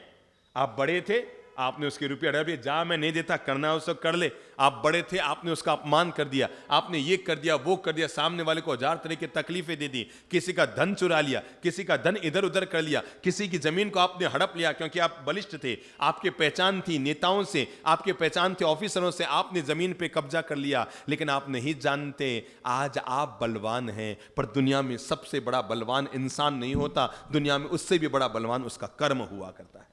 और वो कर्म कर्ता का अनुगमन करता है। ध्यान रखना, हर कर्म कर्ता का अनुगमन करता है। कर्म करते समय आदमी स्वतंत्र होता है, पर कर्म का परिणाम भोगते समय आदमी क्या हो जाता है? परतंत्र हो जाता है। आज हमने किसी का दिल दुखाया, आज हमने किसी के पैसे हड़पे, हम मजबूत थे, हड़प लिए, पर एक दिन ऐसा आएगा हमारे साथ भी ऐसा होगा। आज हमने बहुरानी के साथ उल्टा सीधा किया, आज आपने साथ, ठीक वैसे ही है, बस इसको समझ लो। आज आपने सासू का दिल दुखाया, अब क्या होगा? आप भी। आज आपने सासू मां को ठंडा खाना खिलाया, अब क्या होगा? आप भी। आज आपने सासू के सामने जबान चलाई, अब क्या होगा? आप भी। एक दिन वही सब लौट कर आता है। याद रखना, तालाब के कीड़ों को खाकर मछलियां बड़ी हुआ करती है। मछलियों का भोजन क्या है? तालाब के कीड़े। मछलियां तालाब के कीड़ों को खाकर बड़ा हुआ करती है। एक दिन तालाब का पानी सूखता है, मछलियां मरती है, तब वे ही कीड़े वापस मछलियों को खाया करते हैं। ये एक ही जन्म में कर्म का कर्ण का कृत्य भी है और कर्म का वापस उदय भी है। तो भगवान कहते हैं सावधान रहना। ये श्रीपाल और मैना सुंदरी की इतिहास की अमर कहानी हम लोगों को जीवन की सबसे प्रधान प्रेरणा यही देती है। याद रखना, हर इंसान वही पाता है जैसा वो करता है, क्योंकि कर्म की रेख पर मेघ, यस नो नहीं लगती है, पक्की बात। कर्म की रेख पर मेघ, किसी का किया काटा जा सकता है, किसी की रेखा को मिटाया जा सकता है, पर कर्म की रेखा चल गई, उसको मिटाना इंसान के हाथ में नहीं होता। और परिणाम, बैल के मुंह पर छींकना बांधने वाले आदिनाथ भगवान को 13 महीने भूखे रहना पड़ता है, और अपने ही सेवक के कान में पिघलता हुआ शीशा डलवाने वाले भगवान महावीर के कान में कीले ठोकी जाती है। जब तीर्थंकर भी कर्म से न बच पाए तो हम कौन सी बाग की मूली। इसलिए मेरे बहनों, बाकी कोई सावधानी रखो या न रखो मेरे भाइयों, नौकार सी हो जाए ठीक, न हो जाए ठीक, मंदिर चले जाओ ठीक, न जा पाओ भगवान माफ कर देना, पर कभी भी ऐसा गलत कर्म मत करना जिसको करने के बाद इस जन्म में आपको लज्जित होना पड़े और अगले जन्म में उसका बुरा परिणाम भोगना पड़े। मैं भी सावधान रहूं और आप भी सावधान रहें। गणधर गौतम स्वामी भगवान श्री महावीर के प्रमुख शिष्य राजगृह नगर में थे। कहां थे? राजगृह नगर में। और वहां पर वो प्रवचन दे रहे थे। राजगृह नगर के राजा का नाम राजा श्रेणी। मैं आपको बता दूं, राजगृह नगर भगवान श्री महावीर का सबसे प्रिय नगर था।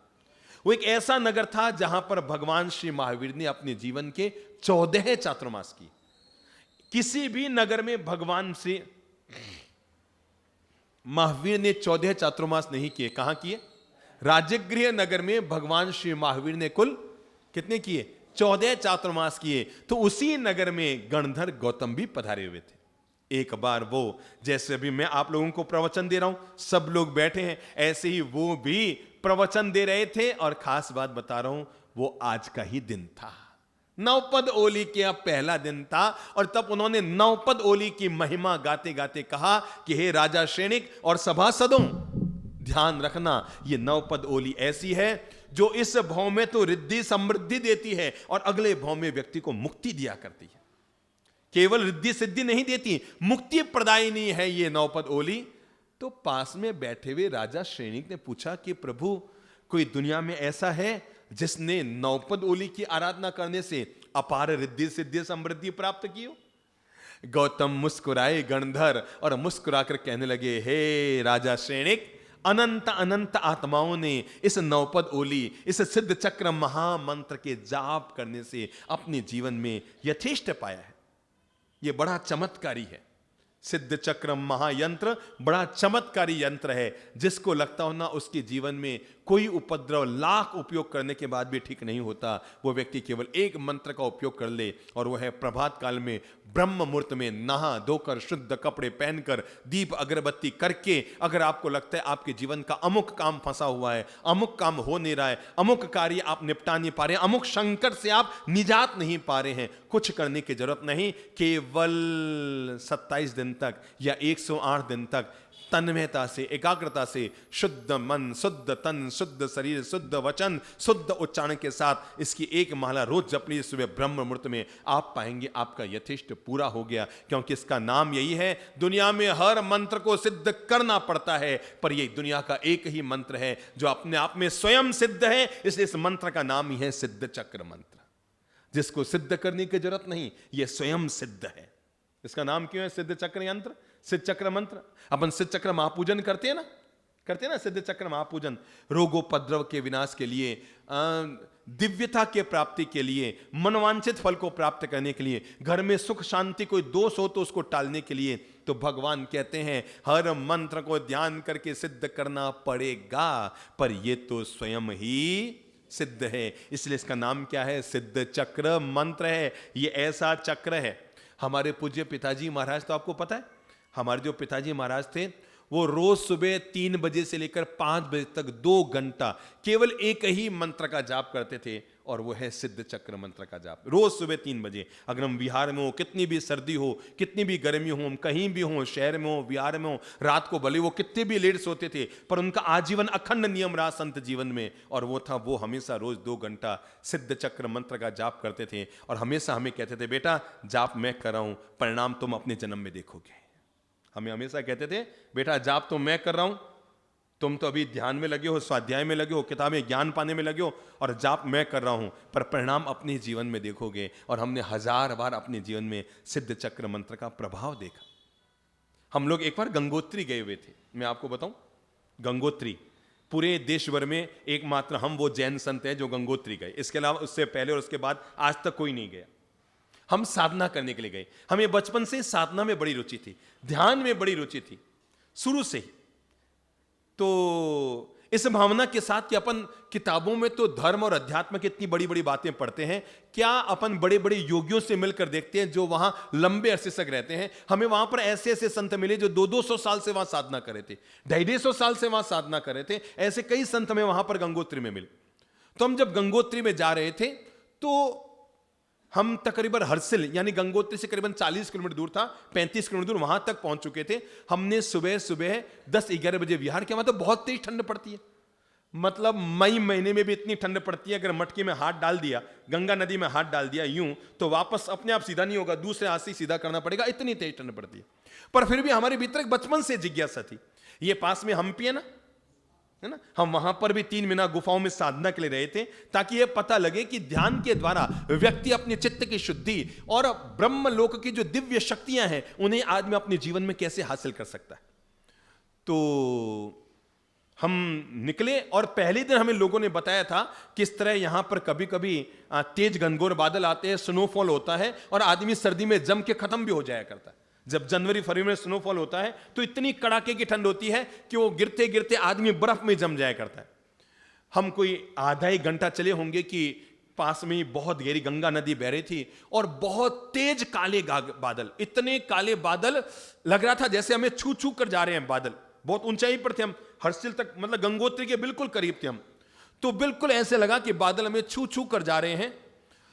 इतनी घबराहट पैदा हुई और इतने में तेज बादल गड़गड़ाए और ऊपर जो पहाड़ी थी, इधर गंगा बह रही थी, ऊपर बड़ी ऊंची पहाड़ियां, बीच में रास्ता बनाया हुआ है निकलने का। तो पहाड़ी पर से बड़े बड़े पत्थर उस बादल की गर्जना के साथ टूट के नीचे गिरने लगे। एक इतना बड़ा पत्थर तो बिल्कुल जैसे हमारे शरीर को न छुपाया, कपड़ों को छू के निकल गए। और हम बिल्कुल घबरा गए कि अपन साधना के लिए बहाने आए हैं और अपन दफन हो जाएंगे, दुनिया में किसी को पता ही नहीं लगेगा अपन कहां गए। अब इतने बड़े बड़े यहां तो स्नोफॉल गिर रहे हैं और पूरे ग्लेशियर आते हैं, इतने बड़े पहाड़ आते हैं, अपन तो गंगा में गए और अपन के तो अस्थि विसर्जन गंगा में साथ में हो जाएगा। पिताजी महाराज साथ चल रहे थे, बूढ़े थे, वो बहुत धीरे धीरे धीरे धीरे धीरे धीरे धीरे धीरे चलते थे, पर थे बड़े मन के मजबूत। उन्होंने 75 साल की उम्र में भी कई बार 30-30 किलोमीटर की पद यात्रा की थी। हमारे पिताजी महाराज ने, जब हम आज से कई साल पहले जब हम चेन्नई आए थे उधर से कलकत्ता से, तो हमारे पास समय कम बचा था और उस समय ये व्हील चेयर के जमाने नहीं थे, ये तो बहुत बाद में पैदा हुई है। तो वो अपने 70, 72, 75 साल तक की उम्र में भी 25, 25, 30 किलोमीटर पांव में बोरी बांध बांध कर चला करते थे। उस समय ये मोजे पहनने की परंपरा भी नहीं थी। तो अब वो धीरे धीरे चले थे। हम उन्हें बहुत कह रहे, बाप जी तेज चलो, अपन फंस गए कि बेटा कितना चलूं मैं अब। तो वो अब बूढ़ा आदमी कितना चलेगा। अब जैसे मैं ये कुर्सी पर बैठे इनको कहूं भाई तेज चलो, तो आखिर चलते चलते चलेंगे, दौड़ तो नहीं पाएंगे ना भाई, चलता चलता चलेगा। अब जितने तेज ललित जी चलेंगे उतना तेज तो महेंद्र बाबू चल नहीं पाएंगे, पक्की बात है ना।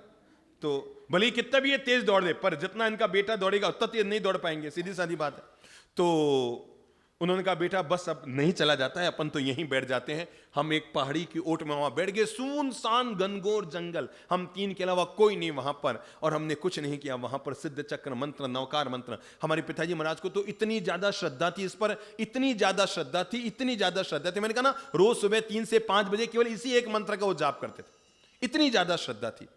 और मैं आपको बताऊं, इतने बुरे फंस गए, स्नोफॉल होना शुरू हो गया, बर्फ गिरनी शुरू हो गई। हमें लगा अब न तो अपन आगे जा सकते हैं क्योंकि 10 किलोमीटर का कोई गांव नहीं था, पीछे भी कुछ भी नहीं। हम बड़े बुरे फंस गए। सिद्ध चक्र मंत्र का, उवसग्रम मंत्र का, नवकार मंत्र का जाप करना शुरू किया।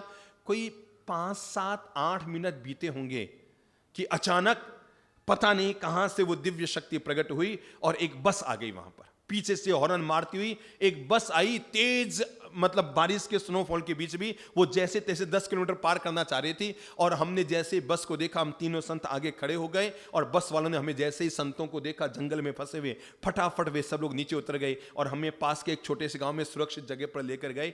हमें लगा कि देखो, हमने तो, मैं यहां तक बताऊं खास बात, मैंने और चंद्रप्रभ जी को आपस में गले ही लगा लिया था। अभी अंतिम दिन है, अंतिम 2 मिनट का खेल है, चलो आपस में दोनों भाई भाई गले मिल जाते हैं। आप भले, सच्ची घटना बता रहा हूं। अब चूंकि सब घर के लोग बैठे हैं, ये सब बातें बड़े मैदानों में हम नहीं करते हैं, पर आज ऐसे ही मैंने चली बात तो बता दी। मैंने और चंद्रप्रभ जी ने तो आपस में गले, दुआ सलाम कर लिया, अंतिम सलाम कहते हैं ना, वही ठीक है। अब जाना तो तय हो गया। अब कोई हालत में न इधर जा, अपन घनघोर जंगल में, हम रास्ता ही नहीं जानते किधर जाए, तो हमने आपस में जो गले भी लगा लिया कि अब मिलेंगे तो देखो, भगवान करे हर जन्म में भाई भाई के रूप में अपन ही मिले। ये तो पक्की बात है। हम तो हमेशा यही कामना करते हैं कि किसी भी जन्म में भाई भाई के रूप में मिले तो अपन ही मिले। और मैं तो भगवान से प्रार्थना करता हूं, अगर मोक्ष में भी जाए ना तो दोनों भाई भाई साथ जाएं, अकेला ना जाएं। बस हम तो भाई भाई इतने प्रेम से रहते हैं कि दुआ करता हूं हम कभी मोक्ष में भी जाएं तो दोनों भाई भाई साथ जाएं, मोक्ष का भी आनंद साथ साथ उठाएंगे। तो हमने दोनों ने एक दूसरे को गले लगा लिया, मतलब दुआ सलाम, अंतिम प्रणाम करते हैं ना भाई, अब तो बस, मतलब हमने पिताजी महाराज को धोख लगा ली कि बाप जी कोई जीवन में दोष हो गया हो, कोई आराधना विराधना हो गई हो, कभी आपका मन दुखा हो, मिच्छाम दुखणम, वो करते हैं ना अंतिम समय में, सारे हमने वो कर्म कर लिए। लेकिन सिद्ध चक्र मंत्र, नवकार मंत्र, उवसग्रम मंत्र का ये चमत्कार हुआ कि 10 मिनट के अंदर अंदर हमें सुरक्षित व्यवस्था मिल गई। यह है, इसलिए मैंने कहा इस मंत्र को सिद्ध नहीं करना पड़ता, ये स्वयं सिद्ध है। ये क्या है, बोल लो सब। तो आज के ही दिन जब नवपद पर प्रवचन दे रहे थे गणधर गौतम स्वामी, और जैसे आप लोग बैठे ऐसे ही लोग बैठे थे, और उनमें बैठे थे राजा श्रेणिक। तो राजा श्रेणिक ने पूछा कि भगवान जरा इतना सा बताएं, क्या इससे पहले किन्हीं दिव्य आत्माओं ने सिद्ध चक्र मंत्र नौपद का क्या परिणाम देखा? तब राज खोलते हुए गणधर गौतम स्वामी ने कहा, अरे अतीत में कभी राजा श्रीपाल और मैना सुंदरी, जिसका नाम लेने मात्र से जबान मीठी हो जाती है, हृदय आनंद से भर जाता है, दिल गदगद हो जाता है। इतिहास की वो महान नारी जो जिन धर्म के सिद्धांतों पर तब भी अडिग रहती है जब जीवन की संकट की अंतिम वेला आ जाती है, तब भी वो अपने धर्म के सिद्धांतों पर अडिग रहती है। और वो महान नारी जिसका नाम था मैना सुंदरी और राजा श्रीपाल। तो गणधर गौतम ने कहा, भगवान अगर हो सके तो अब ये जो 9 पद के 9 दिन है ना, आप इसी श्रीपाल और मैना सुंदरी की घटना हमें बताइए, कहानी हमें बताइए, ताकि हमारे मन में भी सिद्ध चक्र मंत्र और 9 पद ओली के प्रति और श्रद्धा प्रकट हो सके। और तब गणधर गौतम बोलने शुरू हुए। गणधर गौतम ने कहा, हे भव्य प्राणियों, यहीं इसी भरत क्षेत्र में उज्जैनी नगर में, कौन सा नगर? उज्जैनी नगर में एक राजा रहता था, मालव देश का उज्जैनी नगर, जिसको आज हम उज्जैन कहते हैं। उस समय उसका नाम था उज्जैनी। अपन सुबह के प्रतिक्रमण में बोलते हैं ना तीर्थ नमस्कार, उसमें भी उज्जैनियाम आता है ना, ये वही उज्जैनी है। तो सद्भक्त देवलोक में आता है ना उज्जैनियाम, मालूम है? कौन करते हैं सुबह का प्रतिक्रमण? उज्जैनियाम आता है उसमें, ठीक है ना? तो है वही उज्जैनी है। तो मालव देश का शहर था जिसका नाम था उज्जैनी, आज जिसे हम उज्जैन कहते हैं। चलो अब इसका नाम हम उज्जैनी रखते हैं। और उज्जैन नगर के राजा थे जिनका नाम था प्रजापाल। राजा प्रजापाल की 2 महारानियां थी, एक का नाम था सुरसुंदरी, एक का नाम था सौभाग्य सुंदरी, और एक का नाम था रूप सुंदरी। क्या क्या नाम? 2 महारानियां थी। किसकी? पूरा याद कर लेना, मैं कभी भी किसी को खड़ा कर सकता हूं आगे आने दिनों में। एक पत्नी का नाम क्या था? बड़ी वाली पत्नी का नाम सौभाग्य सुंदरी और छोटी वाली का रूप सुंदरी। राजा बहुत आराम से सुख शांति पूर्वक अपने राज्य का पालन कर रहा था और धीरे धीरे क्रमशः संसार के सुखों का सेवन करते करते करते करते राजा के घर में 2 संतान हुई। और वो संतान के रूप में 2 बेटियां हुई। जिनके भगवान बेटियां ज्यादा देता है वे लोग बड़े किस्मत वाले होते हैं। जिनके अगर आपको लगता है आपके 3 बेटियां हैं कि 4 बेटियां हैं कि 5 बेटियां हैं, तो विश्वास रखो जिनके घर में बेटियां ज्यादा होती है वो बड़ी किस्मत वाले होते हैं। क्योंकि भगवान जब बेटा और बेटी को पैदा करते हैं ना, तो बेटे को पैदा करते हुए कहते हैं, जा बेटा अपने माँ बाप का ध्यान रखना। क्या करते हैं? ध्यान देना। भगवान जब बेटे को नीचे भेजते हैं माँ की कोख में, तो रवाना करने से पहले जा बेटा अपने माँ बाप का ध्यान रखना। और जब बेटी को भेजते हैं तो कहते हैं, बेटा निश्चिंत रहना, तेरे माँ बाप का मैं खुद ध्यान रखूंगा। फर्क समझ गए? फर्क समझ गए? फर्क समझ गए? जब वो बेटे को भेजते हैं तो क्या कहते हैं? जा बेटा क्या करना? अपने माँ बाप का ध्यान रखना, जो रखता नहीं है। और बेटी को कहते हैं, जा बेटी तेरे माँ बाप का मैं ध्यान रखूंगा, चिंता मत करना। तो वे किस्मत वाले होते हैं जिनके घर में भगवान बेटों से ज्यादा बेटियां देते हैं। क्योंकि बेटी कभी टेंशन नहीं होती, टेंशन होती है। यानी 10 बेटों के बराबर 1 बेटी होती है। और याद रखना, बेटों ने माँ बाप को सुख नहीं दिया, पर बेटियों ने माँ बाप को कभी दुख नहीं दिया। आज भी जरूरत पड़ने पर बेटा बाप के सामने जबान चला सकता है, पर बेटी 1000 बार सोचेगी, मैं अपने पिता से आंख ऊंची करके बात करूं या ना करूं। सच कह रहा हूं, बेटी फिर भी सोचेगी, वो फिर भी पापा टोक भी देंगे ना तो एक बार सुन लेगी, सॉरी पापा, सॉरी पापा, सॉरी पापा। पर बेटा 1 मिनट, क्यों पापा? ये बेटी की महानता होती है। तो राजा प्रजापाल के यहां बेटा नहीं हुआ, 2 बेटियां हुई। महारानियां 2, एक का नाम क्या था? सौभाग्य सुंदरी, दूसरे का नाम रूप सुंदरी। सौभाग्य सुंदरी मूलतः मिथ्यात्व पोषक प्रकृति की थी और जो रूप सुंदरी थी वो मूलतः सम्यक तो पोषक मार्ग थी, यानी रूप सुंदरी जिन धर्म में विश्वास रखती थी, तीर्थंकरों और शास्त्रों में और आगमों में, और जिन धर्म की परंपरा में विश्वास रखती थी। सौभाग्य सुंदरी ऐसा नहीं रखती थी। दोनों के दो बेटियां हुई। सौभाग्य सुंदरी की बेटी का नाम हुआ सुर सुंदरी। अभी भूमिका बना रहा हूं, कहानी तो आगे बढ़ेगी। और रूप सुंदरी की बेटी का नाम हुआ मैना सुंदरी। बेटियां धीरे धीरे बड़ी होने लगी तो राजा ने सोचा मुझे अपनी दोनों बेटियों को पढ़ाना चाहिए, क्योंकि महान पिता वो नहीं होते, महान माता वो नहीं होती जो अपने बच्चों को प्यार ज्यादा देते हैं। महान पिता वे भी नहीं होते जो बच्चों को लाड़ ज्यादा करते हैं। महान पिता वे होते हैं जो अपने बच्चों को पढ़ा लिखा कर पांव पे खड़ा कर दिया करते।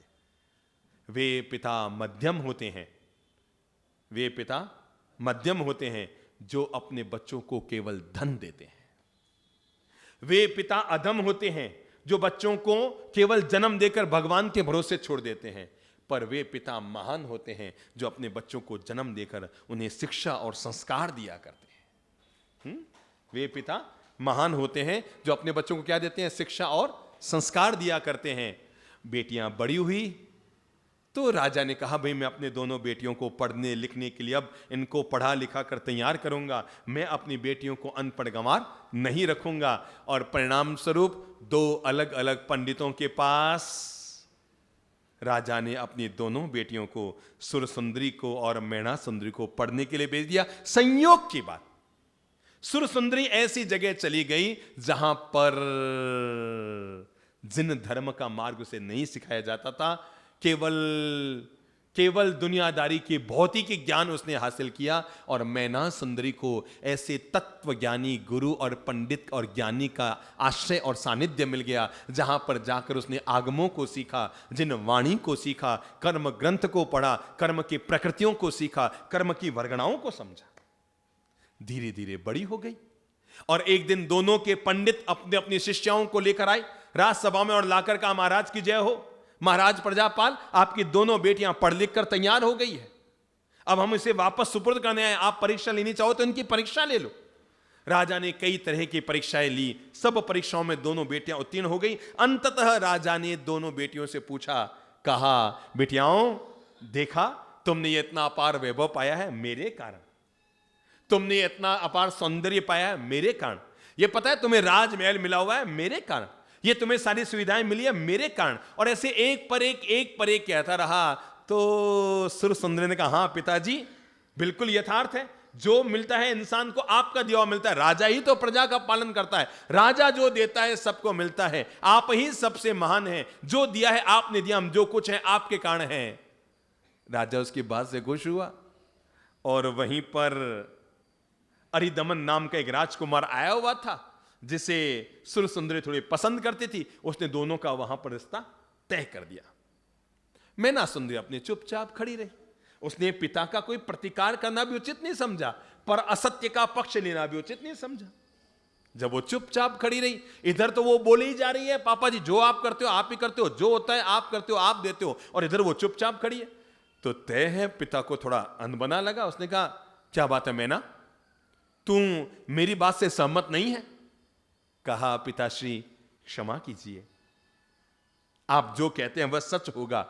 एक कुलवान कन्या को अपने पिता की बात नहीं टालनी चाहिए, पर मैं जीवन भर का सभी लोगों में कोई अंधकार न रह जाए। और मैंने जैसा तत्व ज्ञानियों से ज्ञान पाया है, मैंने जितना निर्ग्रंथ परंपरा से ज्ञान पाया है, मैंने जो आगमों से ज्ञान पाया है, मैंने यथार्थ समझा है पिताश्री, किसी भी व्यक्ति को इस बात का अहंकार नहीं करना चाहिए कि मैं सबके लिए कर रहा हूं, क्योंकि करने वाला मैं नहीं होता। व्यक्ति जैसे कर्म करता है वैसे उसका परिणाम पाता है। इसलिए इंसान जो भी अपने जीवन में पाता है किए हुए कर्मों का ही परिणाम पाता है।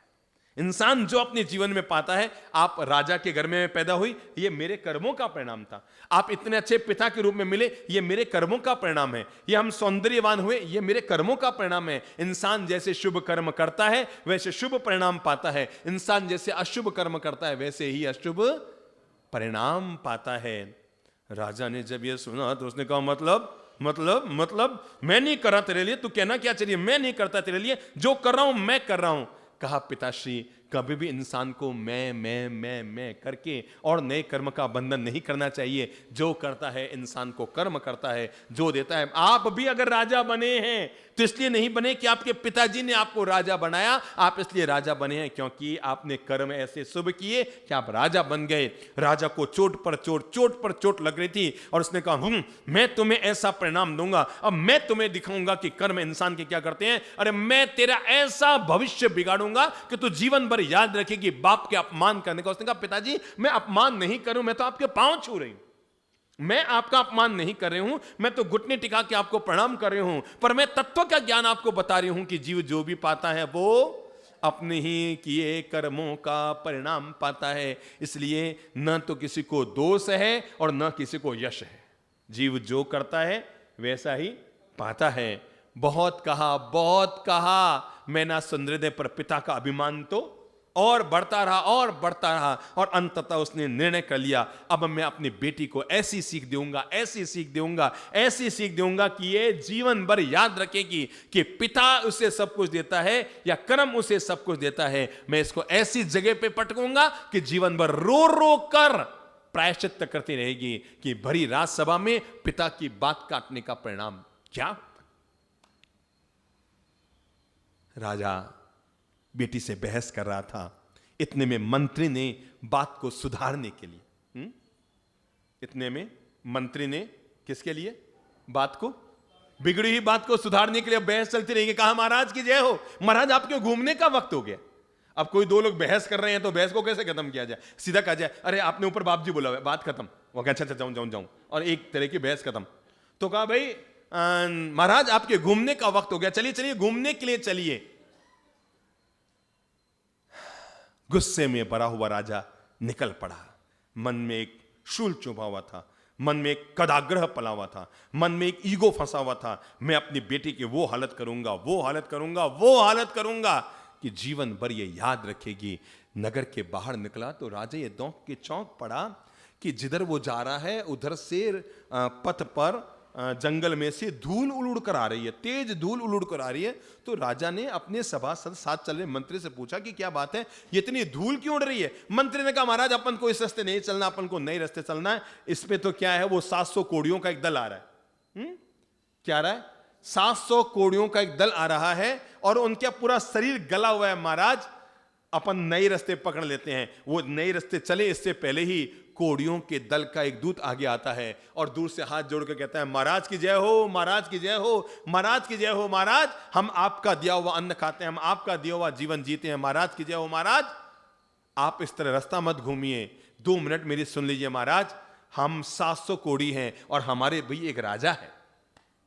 हम 700 कोड़ी हैं, हमारा भी एक महाराणा राजा है। महाराज हम बाकी सब सुविधाएं हमारे पास है, बैठने के लिए खच्चर है, खाने के लिए खाना है, बर्तन है, सब सुविधाएं हमारे पास है। हमारा केवल एक काम आप करवा दीजिए, आपके गांव में अगर कोई भी लड़की हो, भले वो कोड़ी भी क्यों न हो, क्योंकि हमारा राजा कोड़ी है, तो भले वो कोड़ी हो तो भी चलेगी महाराज, पर हमारे एक कृपा कर दीजिए कि हमारे राजा के लिए कोई लूली लंगड़ी, कोई कोढ़ी, कोई भी एक कन्या मिल जाए तो हमारे राजा का घर बसे। हमें एक महारानी बनानी है बस। कोड़ियों का 700 कोड़ियों का दल है, हमें एक हमारी महारानी नहीं है राजा की, वो चाहिए। महाराज इतनी कृपा कर दो। राजा कहता है अब तुम्हारे कोड़ियों के लिए महारानी कहां से लाऊं। वो एक सेकंड सोचता है और तभी उसे मैना सुंदरी का चेहरा आंखों के सामने आ जाता है। जब आदमी के भीतर अहंकार जगता है ना तो विवेक बाहर निकल जाता है। क्या होता है, व्यक्ति के भीतर जब क्रोध और अहंकार, क्रोध क्या करता है, समझदारी को बाहर निकालकर विवेक के दरवाजे पर चिटकने लगा के अंदर बैठ जाता है। अब समझदारी को अंदर घुसने नहीं देता। तो जब भी व्यक्ति के भीतर अहंकार और क्रोध जगता है तो आदमी का विवेक हाथ से खिसक जाता है और उसका विवेक हाथ से निकल गया और जड़ से उसकी आंखों के सामने कौन सा चेहरा आया, याद करो, मैना सुंदरी का चेहरा आया जड़ से उसकी आंखों के सामने। और उसने कहा अब मैं बताता हूं। वो कह रही थी ना मुझे कर्म देता है, कर्म देता है, कर्म देता है, अब मैं उसको बताता हूं उसका कर्म उसे क्या देता है। और तब वो कहता है बुला लो अपने कोड़ियों के दल को और जाके कह दो राजमहल में आ जाओ, तुम्हारे राजा की रानी मिल जाएगी, तुम्हारे राजा का विवाह हो जाएगा और मैं विवाह कर दूंगा। मेरी अपनी ही बेटी के साथ। वो कहता है भगवान कैसी बात करते हो, तू चुप, खाना लेके आ जा। राजा वापस घूमने निकला था पर चला गया वापस राजमहल की तरफ, और इधर कोड़ियों का दल, जब उन्हें पता लग गया राजमहल में जाना है, अब वो कोड़ियों का दल चल रहा था, वो अंदर जा रहे, लोग कह रहे भगाओ इनको भगाओ। कोड़ी कहां से नगर कर रहे हैं, राजा ने हमको बुलाया, हमारे राजा को रानी देंगे, हम राजा के यहाँ जाएंगे। और लोगों की भीड़ भी साथ में आ गई कि राजा अपनी बेटी की शादी कोड़ियों से करा रहा है, क्या गजब कमाल हो रहा है। नगरवासी भी हजारों साथ में आ गए, राजमहल में पहुंचे। कोड़ियों का राणा था उम्बर, वो भी अंदर, कोड़ी लोग उसे खच्चर से नीचे उतारकर और झुंड बनाकर आगे लेकर आए, पीछे वो लेकर क्या नाम छत्र लेकर, महाराज ये हमारे राणा हैं, महाराज ये हमारे राणा हैं, महाराज ये हमारे राणा हैं। और तब राजा ने आवाज देकर अपनी बेटी, किसको बुलाया, मैना को बुलाया कि मैना बता, अब बता, जो तेरी जिंदगी में है वो मेरा किया है कि कर्म का किया है। मैना फिर कहती है पिताश्री क्षमा कीजिए, मैं आपका पांव छूकर आपका सम्मान करती हूं, पर अधर्म मत कीजिए। विश्वास रखिए दुनिया में जो भी इंसान जो कुछ पाता है, आप राजा हैं तो इसलिए राजा है कि आपके कर्म राजा के थे, और ये कोड़ी है तो इसलिए कोड़ी है कि इनके कोड़ी के कर्म थे। मैं अगर आपकी बेटी बनी हूं तो इसलिए बनी हूं क्योंकि मेरे कर्म आपकी बेटी बनने के थे। इंसान जो पाता है अपने ही बोए हुए कर्मों का फल पाता है। राजा ने कहा, एक बार फिर पूछा, बोल क्या तेरी अंतिम, मतलब मेरा किया नहीं कि भगवान, फिर आप क्यों कहते हैं ऐसे, इंसान जो पाता है कर्म का पाता है। तो राजा गुस्से में भरकर कहता है, अगर ऐसा है तो ले, तेरे भाग्य ने, तेरे कर्म ने यही लाकर खड़ा किया है, और मैं तेरी शादी इस कोड़ी राजा के साथ करा रहा हूं। सारे सभासद हक्के बक्के रह जाते हैं, सारे नगरवासी हक्के बक्के रह जाते हैं कि राजा को कौन सी पगलाई आ गई। मां उसे समझाती है, मैना तू क्यों माथा फोड़ी करे, छोड़ना, क्यों इसमें जिन जंजाल के, नहीं मां, अगर मेरे भाग्य में कोड़ी है तो मैं इससे विवाह करने को तैयार हूं। मैं अपना भाग्य अगर चलकर मेरे द्वार पर आया है, मैं अपने भाग्य का स्वागत करूंगी। और अंततः दुर्बुद्धि से भरा हुआ, अहंकार से भरा हुआ, ईगो में डूबा हुआ, घमंड से डूबा हुआ राजा प्रजापाल अपनी फूल जैसी बेटी मैना सुंदरी का विवाह किसके साथ, कोढ़ी राजा के साथ करा देते हैं। मैना सुंदरी अपने पिता और मात के सामने बहुत मुस्कुराते हुए, मुंह चढ़ा के नहीं, बहुत मुस्कुराते हुए, और वो माला पहना देती है। कोढ़ी भी बहुत, वो राजा अचंभित हो जाता है सारी घटना देखकर, वो बहुत कहता है राजा अनर्थ हो रहा है, राजा अनर्थ हो रहा है, पर राजा जिद पे अड़ जाता है। विवाह हो जाता है, पहली रात, और तब श्रीपाल, जिसका अभी नाम क्या है, राणा उम्बर, और वो अपनी राजकुमारी उस पत्नी से कहता है, तुम दूर बैठो, मैं दूर बैठूंगा, मैं, मेरी बात अभी भी तुम सुन लो, कुछ भी नहीं बिगड़ा है, तुम अभी भी कुछ निर्णय कर सकते हो। तुम्हारे पिता ने गुस्से में आकर कोई गलत निर्णय कर दिया है, पर तुम अभी भी निर्णय कर सकते हो, और निर्णय ये कर सकते हो, तुम चाहो तो दूसरा विवाह कर लो, मैं तुम्हारा स्पर्श नहीं करूंगा, मैं तुम्हारे साथ नहीं जी सकता, मैं तुम्हारे साथ नहीं रह सकता, क्योंकि इतना बड़ा पाप मैं नहीं करूंगा कि मेरे कारण तुम्हें भी कोढ़ का रोग हो जाएगा। तय है अगर तुम मेरे साथ रही तो तुम्हारे शरीर में, तू इतनी सर्वांग सुंदर है, और मैं इतना बड़ा पाप नहीं कर सकता। तू अपने लिए कोई भी वर का चयन कर ले, मैं कोई भी बीच में नहीं डांग डालूंगा। मैना सुंदरी कहती है, हे पति परमेश्वर, आप कैसी बात करते हो, कोई भी कुलवान नारी अपने जीवन में एक बार ही अपने पति का चयन करती है और उसके बाद वो उसमें बदलाव नहीं करती है। इम्पॉसिबल है, आप जो हो प्राणनाथ मेरे आप हो, बस मैं जीऊंगी आपके साथ, मरूंगी आपके साथ, रहूंगी आपके साथ। अरे कोढ़ तो होता ही क्या, प्राण भी निकल जाए, पर मैं जीऊंगी आपके साथ। रात भर चर्चाएं चलती रहती है, पर विश्वास रखो जिंदगी में देर होती है पर अंधेर नहीं होती। हर अंधेरे के बाद कोई न कोई उजास निकल कर आता है, और उसी तरह राणा उम्बर और मैना सुंदरी के जीवन में भी कोई नया उजास आने वाला है, कोई नई चमक आने वाली है, कोई जीवन की नई रोशनी आने वाली है, और जीवन के कोई नए द्वार खुलने वाले हैं। आने वाले कल को जब हम नमो सिद्धाणम में प्रवेश करेंगे, तब हम समझेंगे आखिर कर्मवशात मैना सुंदरी के जीवन में इस तरह का उदय आया तो इसने ऐसी कौन सी आराधना की, ऐसी कौन सी साधना की, ऐसे कौन से कदम बढ़ाए, ऐसे कौन सी महान दिव्य आराधना की, जिसके परिणाम स्वरूप वो और उसके पति ने न केवल कोढ़ का रोग दूर किया, अपितु महान ऐश्वर्य को हासिल किया।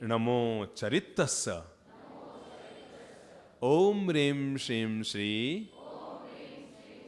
नमो तवस्य। हाथ जोड़िए, 3 बार ओमकार का उद्घोष और सिद्ध चक्र मंत्र से अपना मानसिक संपर्क स्थापित कीजिए।